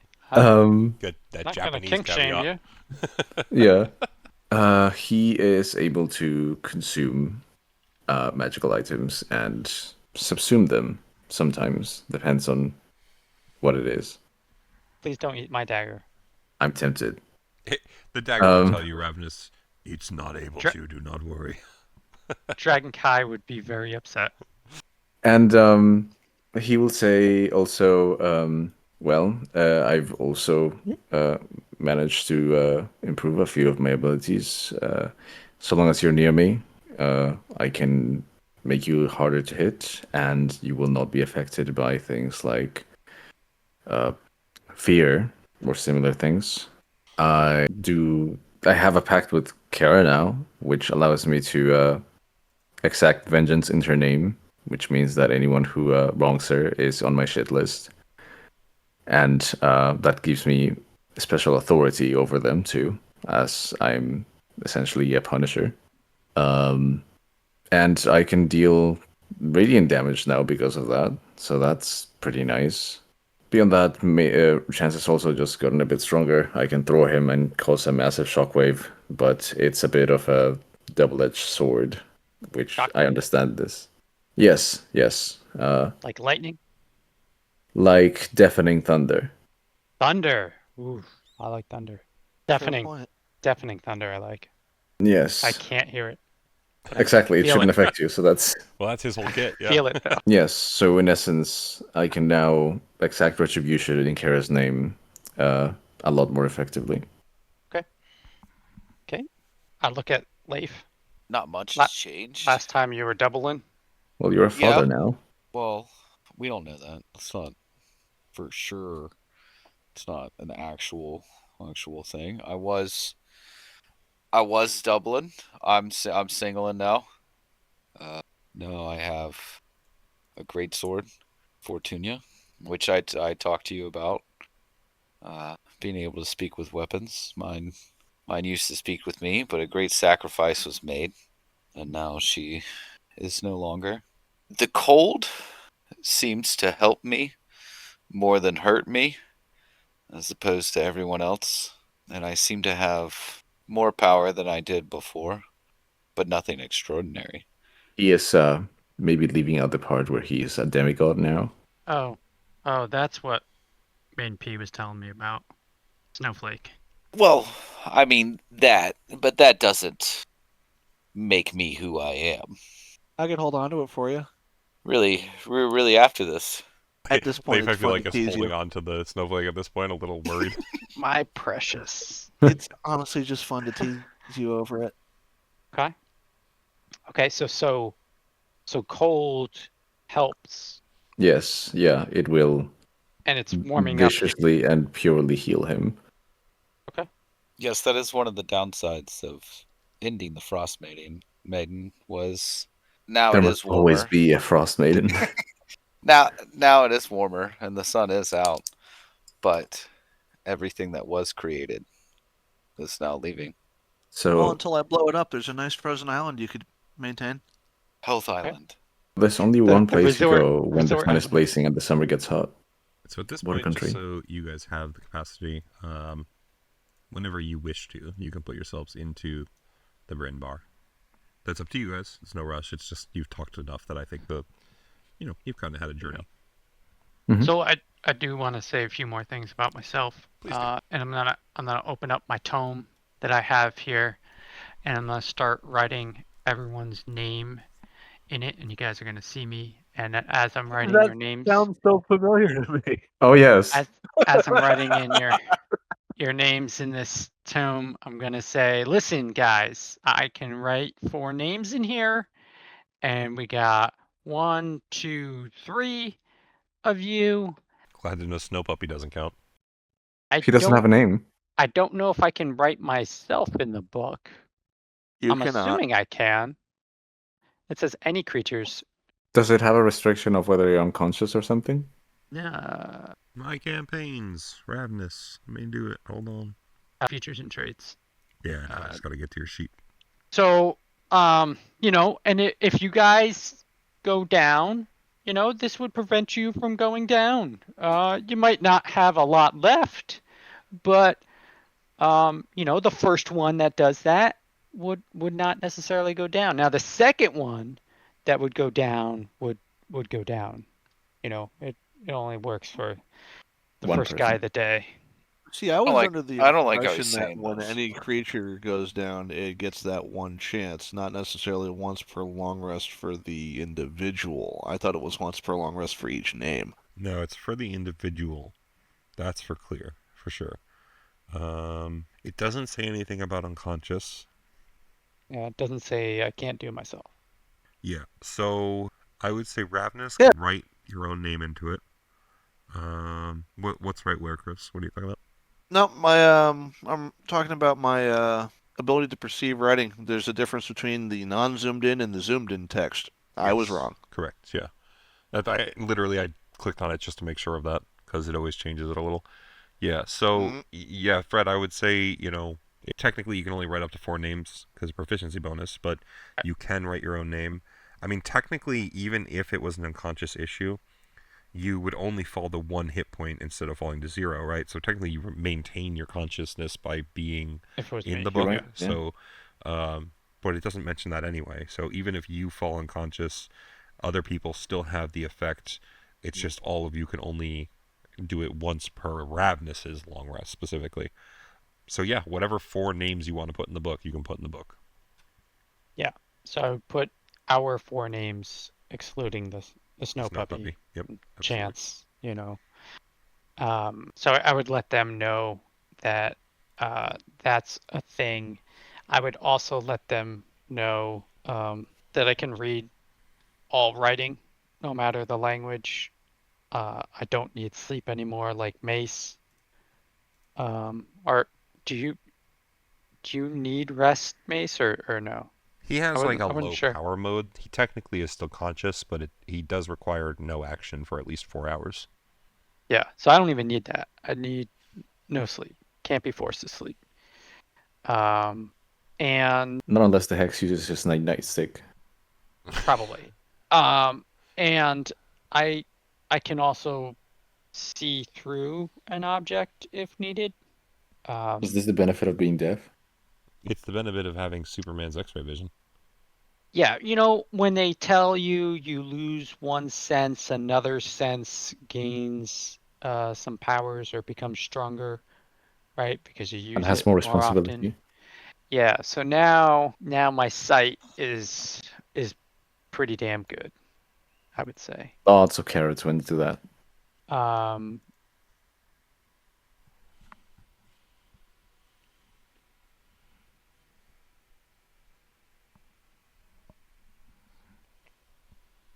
I have quite a few resistances, and you already know about going into my bottle. Lantern. Lantern. My Is bottle. it, is it a lantern? Yeah, It it's is a the lantern. lantern that hangs from the top of his magic staff, essentially. Got Yes. it. Oh well, that might have inspired my disguise actually. My staff of defense. Well, I guess that's kind of a good thing, Claw. If you have a disguise that would be at home carrying around a staff with a lantern on it, then Ravenous can pull other people into it and have you walk around with it. So, yeah. could be good. Yeah, that'd be cool. Well, if we ever catch one of the Hex, we put them in your lantern and we drown them in a lake. They have to be willing, I think, but I might be wrong about that. Yeah, I'm pretty sure you have to be willing to get pulled into the lantern. It would be pretty gross if you didn't have to be. You pull them in there and they just starve to death because. Oh no, they have to Actually, you come know out what? in 8 hours. I'm gonna just do this as kind of a thing for you, Chris. Do me a quick history check. Well, you can bury the lantern Okay. in 8 hours. Quick history check. Do I have any bonuses for that before I roll? No, I don't. So this is a flat roll. Let's Yeah, see this is what just we one of get. those. See what happens. All right, never mind. Nope. Yeah, no worries. It's fine. It was one of those you could have gained something, but there's nothing that you're necessarily missing otherwise.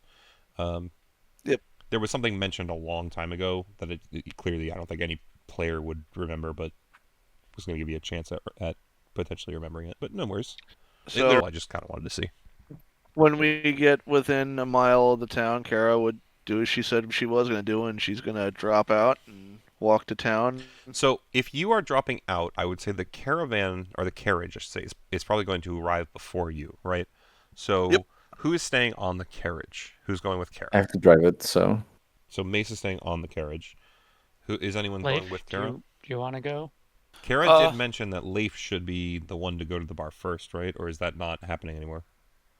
I thought I would go. I would be there first as well. But if we were splitting the party, only one of us would. I would also just posit to you guys again that like as much as the split is smart, if you are wearing disguises when coming in, it probably doesn't matter as much, right? Like it definitely is totally good. Totally feel free to do it, but the disguises are going to work well. Like all of your characters would believe that anything that Gemini can produce like that is not going to be easily overcome, right? So either way, you're still kind of going to be pretty unknown as long as you're wearing the disguise, but that's up to you. Again, it's still very smart, so to delay. Our enemy is intelligent enough to make me believe that they're going to see a group of people traveling together with some oddities. And honestly, I guess to your point, Kara, even if you go separate alone, maybe that's enough. If everyone else wants to, if Ravenous and Leif both want to go with Mace, I'm not going to say no. It's up to you guys. It's all totally comes down to how you wish to approach and plan this. So, I'm not changing what I'm doing. I'm hopping out of the carriage. I'm fine. I'm fine either way. It doesn't really matter which way. All right. So Leif, you stay here. I'll go with Kara. Okay. So Ravenous and Kara, Mace, Leif, Snow Puppy. Clear, we are putting our names in his book, right? So if that's the case, I'd ask Ravenous. Well, I'd ask Ravenous before he left if I can put Snow Puppy in his lantern.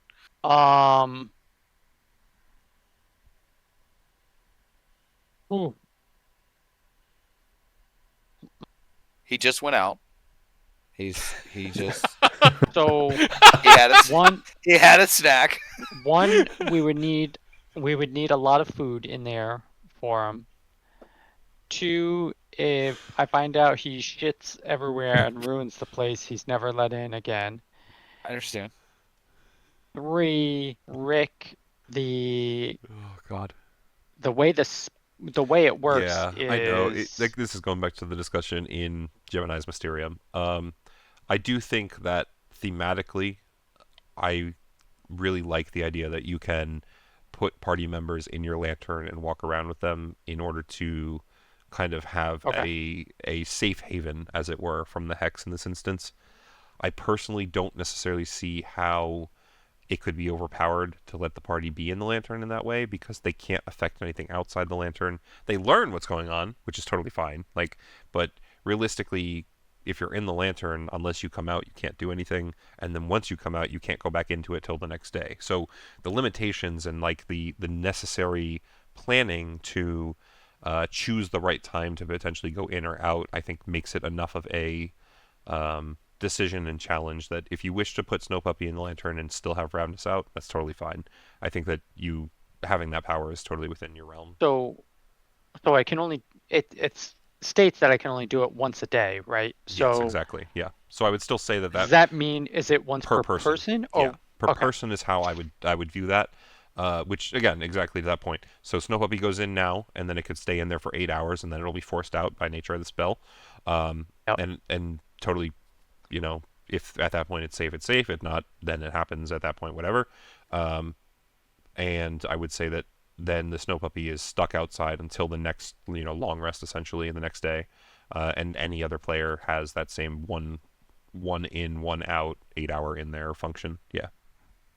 So then my next question is, does Snow Puppy look confused while I walk over to it wearing the blue dragon mask? Interesting. If anything, I think Snow Puppy should probably do some sort of a check. 1 sec. Oh, nice. Do I still have Snow Puppy up? Yes. Just another person, in I don't know what the right word is, but in cahoots with maybe taking over the power of the Snow Puppy from Leif.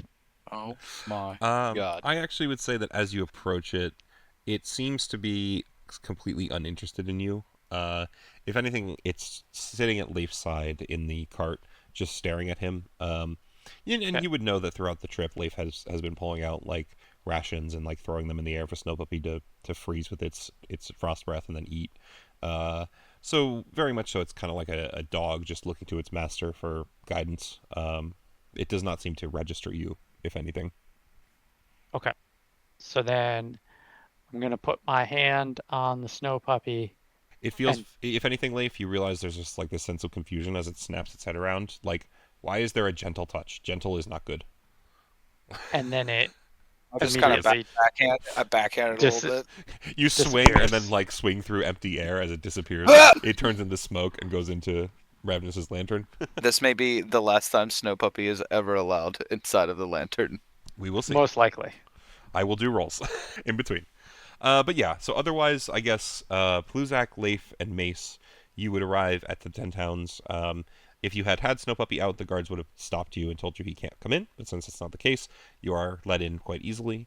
I need to stop at Gemini's thing to do my attunement. So here's what we're going to do. I will let you just send me a message what you attune to. That will happen next session, and I will make sure to remind you of that. I want us to at least have everyone, or at least some of you, get to the bar tonight, and then we are going to end as you guys kind of enter here. You get into into Bryn Shander fine. You would be entering through the east gate, and then probably I would assume take the carriage to the stables, and then go from the stables up to the inn. Because they have to take a detour to the stables, Chris, I would say it makes sense for your character to probably come in pretty close to the same amount of time as them, since I assume you're just jumping out like outside of line of sight of Bryn Shander, not like miles out, right? So if everyone else wants to place themselves onto the bar screen with Kara, you guys would be, or Kara's disguise, you guys would kind of be coming in at about the same time as her, I think. So you all get to kind of reconvene and enter the bar. I guess I would kind of be curious, because Kara said Leif should enter first. Do you guys send Leif first? Do you send Ravenous first, since he knows? Like, what's the plan Well, I'm with Kara. Everyone is with Kara currently. Yeah. That's what I meant. Sorry, to my point, Ravenous. My point was more because the people with the carriage would have to go store it at the stables. Let me do this here. Okay. If you look here, I get you. On my map, if you look, the stables is like the complete opposite side of the town. So even if they get there and they pull the carriage all the way through, and then they store it, and then they walk on foot back to the Northlook, my assumption is because you guys jumped out like close to the town, not so far out that it's miles out, right? You probably would have come to the town and then walked straight to the Northlook. So I'm gonna just call it as, as much as the party did split, and you do have the capacity to say we came to the town separate, and you that is completely legit. You guys arrived at that east gate, completely different times, completely different groups, totally, but you will arrive at the Northlook at about the same time. So all of you can arrive at the bar together, just to make things a little easier. So who are you sending in first is, I guess, the kind of question. I'm curious if there is or does it even matter? Kara might wander in first. I don't give a shit. It's just you mentioned Leif going first before. Ravenous says he's talked to Serena before. Is there any order by which you're trying to do this? I know when we walk up there, I'm just walking and going in. You are in disguise, Leif? Yes. Okay. I would like to go in before my other teammates. Okay. I mean, obviously, I know Leif. Yeah, so I would say that's Well, I just mean I meant more of like if you can still do what you're doing. Well, and that's yeah, my if we're point. trying to is like discuss this is kind it, of I just walked by everybody. This is kind of you guys like walking up the stairs together, sort of thing. Like, so who do you position where, sort of thing. Because so it looks like Ravenous is kind of up with Kara in the front. Leif's a little bit behind there. Mace, are you hanging with Leif in the back? Or are you trying to push forward? Are we going from the top? Is that? Yeah, I mean, no, sorry. If you look at where Kara, Leif, and Ravenous are, that's the stairs to the first floor. Got it. The upper area is the. We're disguised, yeah. If you wear your. Yes, yeah, okay. Oh, he's got a picture. Oh, look at that. I do. Awesome. I gotta zoom in. That's so weird. Did you just make that, or is that? Ish, yeah. All right. So as you guys enter, Nice. you would hear a ringing, beautiful voice, as Serena is, of course, still, even in her perfected form, thanks to Kara's flesh, very much an attractive woman. Hey there! Welcome to the Northlook. Take a seat anywhere, but we're a bit busy. I'll be with you in just a moment. And with that, you guys can, of course, take a seat anywhere. Did she say take a seat anywhere? It would be Serena. So Ravenous, I guess, as you enter in particular, you would see that she kind of quickly realizes who you are. She waves at you, points to the table that everyone else is going to, gives you a thumbs up, and quickly turns back and enters the back room to start filling drinks for you guys. Dad joke. Uh-oh. I'm sorry. What did I miss your dad joke, guys? Well, she said I could take a seat anywhere. I was going to walk up to somebody that was already sitting fucking down do at a a table and Don't say, do a Hobbin, motherfucker. I want this seat. Regardless, Serena will bring drinks to your table relatively quickly, and she'll slam them down, start sliding them to each of you, and she simply stares at you, Ravenous, and goes, "Where the fuck is my hubby?" Your who? My hubby. You brought these random people. These aren't the people I know. Did you lie to me when you said you knew who I was talking about? Didn't you tell me to, hold on, specifically reach the city without giving yourself away? Which is my hubby? I'm gonna I'm just gonna pull some rope out of my pack, and I'm just gonna start coiling it up on the table. You're fucking welcome. As you Rick. do this, she's staring at Ravenous, and she sees the motion out of the corner of her eye. Immediately looks at you, and her eyes just brighten. And she's going to run past Ravenous. And she's just gonna like grab Leif by the collar. Leif, you are just going to get dragged into the fucking back room over here. You would see the bathroom. So you would see as you kind of dragged over here. There's just like an old man working at the counters. You actually recognize this guy as the owner of this bar. He looks up at Serena. He's like, "Hey, my dear, what are you? Can I?" And she just like pulls you over into this closet over here, slams you up against the wall. "Prove you're my hubby." Disguise works. You can only do it once. No. As long as you're wearing it. If we take it off, it goes away. You put it back on, it goes back on. Oh, okay. Yeah, I would just take it off. As soon as she sees it's you, she pushes you up against the wall and kisses you. Nice. And I think honestly, I think that's where we're gonna end it. Leif's in the closet getting snogged while the rest of the party's just like, "What the fuck just happened?" Fade to black while they contaminate the Why whole can I country. feel it? Why do I feel it? Why do I feel this? Why do I know what's happening? Yeah, honestly, Kara, though, real. You picked the wrong person to bond Actually, I to. guess I will say this, Leif. As she kind of pulls away from you a little, she actually looks at you kind of guilty, and she will say to you, "We have a lot we need to talk about." And that is kind of the note we will end it on. To the rest of the party, I'm going to kind of posit one or two quick things. Very much so. Serena now is aware that your group is who they say they are. She has a lodging for you in this town, and she will explain that next session. But I'm just going to give you a very rapid heads up. Looking at the room currently, I'm assuming that you notice there are 5 character portraits that are different from the rest. I'm also about to send something in the chat. This is something I will explain in far more detail next time, but I want to give you just kind of a slight awareness that this is coming. For you, Blake, and you, Fred, you have already seen this. What is this? Why do they feel like imposters that have taken on our identities? Well, it's not necessarily that per se. I'm just going to give you the heads up now so that you have some time to prepare yourselves, and if you want to ask questions at the start of What the do they session. feel like? They work for some rich cultist that is trying to bring about some kind of end of the world. You never know. This will be essentially a list of people that have come to the town that, since you sent Serena here to lay groundwork for you, she believes are kind of, what's the word I'm looking for? Suspicious.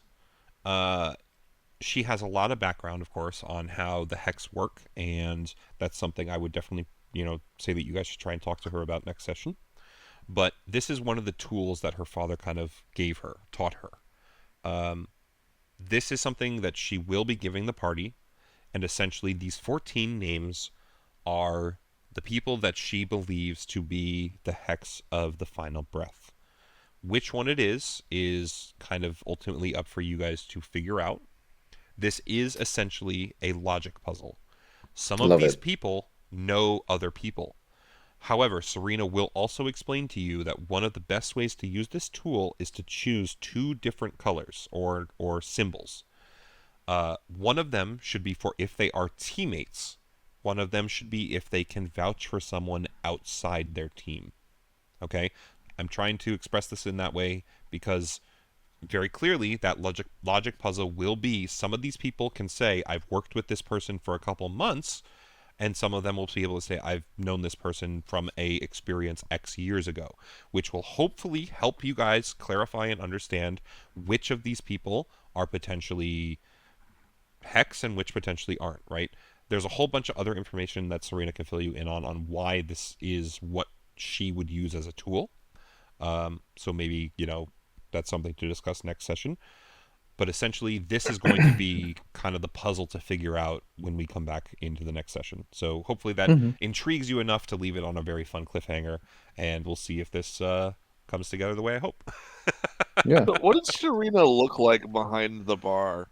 Like her portrait. If anything, actually, she's exactly the same as you remember her being after she ate your ear and was returned to her more original form. She's glowing. Not She's fucking pregnant glowing. is what. If you Kara's mean in trying that to sense, imply. yes, correct. Not pregnant would definitely be a thing. Yes. She already pooped it out. By the way, Blake, just so you know, if you need to leave, feel free. If you want to send me any questions or anything in between sessions, feel free. Anything you want to talk about in terms of Gemini, since I know you said that you had an idea of what you wanted to solidify as your attunement. Or did I mistake that for Fred? No, that's me. Okay. Right. If you want to send me a message for it, or if you want to do it next session, either or. I'm trying to finish up here since I know you want to kind of head to bed at some point earlier. So if you want to do that as kind of an in-between thing or whatever, feel free. Otherwise, basically this is where the session is ending if anyone needs to go. We can talk, we can do whatever. I'm here for it. Just I wanted to at least give you the out if you need it. Oh yeah, I'll definitely take that. Sorry, guys. No, you're good. You're good. I get a wing of it. You have a Kinda fucking have to- early morning, my dude. I feel it. You're fine. good, man. That's Good fine. luck. It's 50-hour only, week it's coming only up. 5 days a week. It's fun. Yeah, it's only a 50-hour week. None of us want that. Yeah. I For get how it. long are you doing For, this? boss guy just said until the immediate future. I have a small timeline. I assume it's probably going to be about 2 months of this.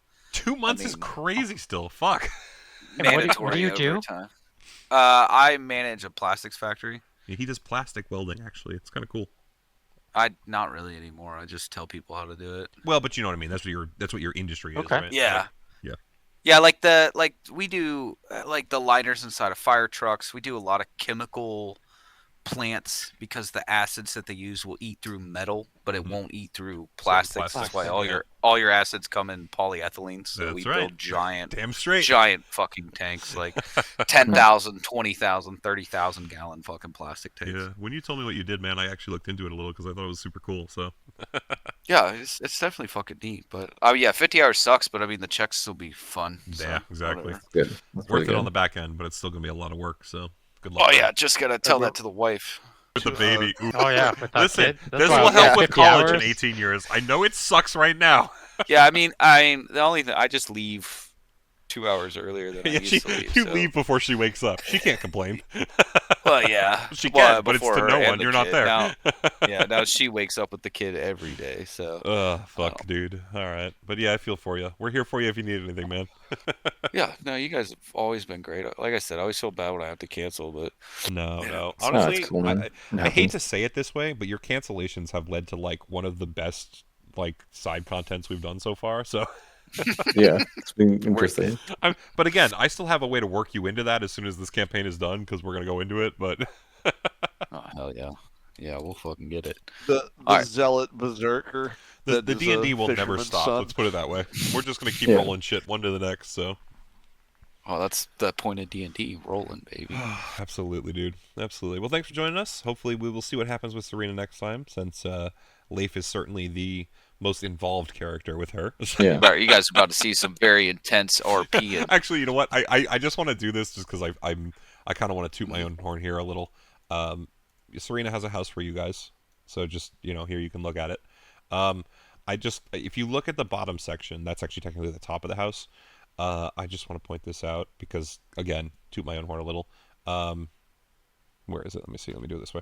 So, The master bedroom. this wall here and this wall here were not original to the drawing, but I said to myself, if it's Serena and she built this thing up, she is absolutely going to have a room for her and Leif. Yeah, Oh yeah. that looks pretty good.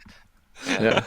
I stole it from other parts of the map. I'm pretty Photoshop adept, but like, Yeah, literally, that's good, as I was staring at it, I'm like, this is perfect. Something's wrong. They don't have a master bedroom. Serena would have a master bedroom. All right, we got to build a master bedroom. She's like, I have a party house and a bedroom for us. Basically, Nice. yes, exactly.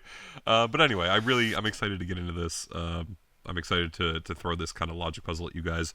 The 5 that are at the table currently, just to try and express what's going on, will be 5 of the names that are on that list.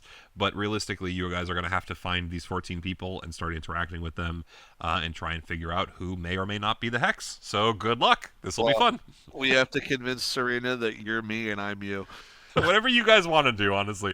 I feel like you're going to... The reason I'm trying to point this out to you now or show this shit to you now is I feel like you guys have been so creative and fun throughout the rest of the campaign that the more I make you aware of to, like, potentially come up with ideas in between, the more fun it's going to be when we actually do For it. sure. So I'm excited to see what happens, even if it's just a matter of figuring shit out the way I expect. So we'll see.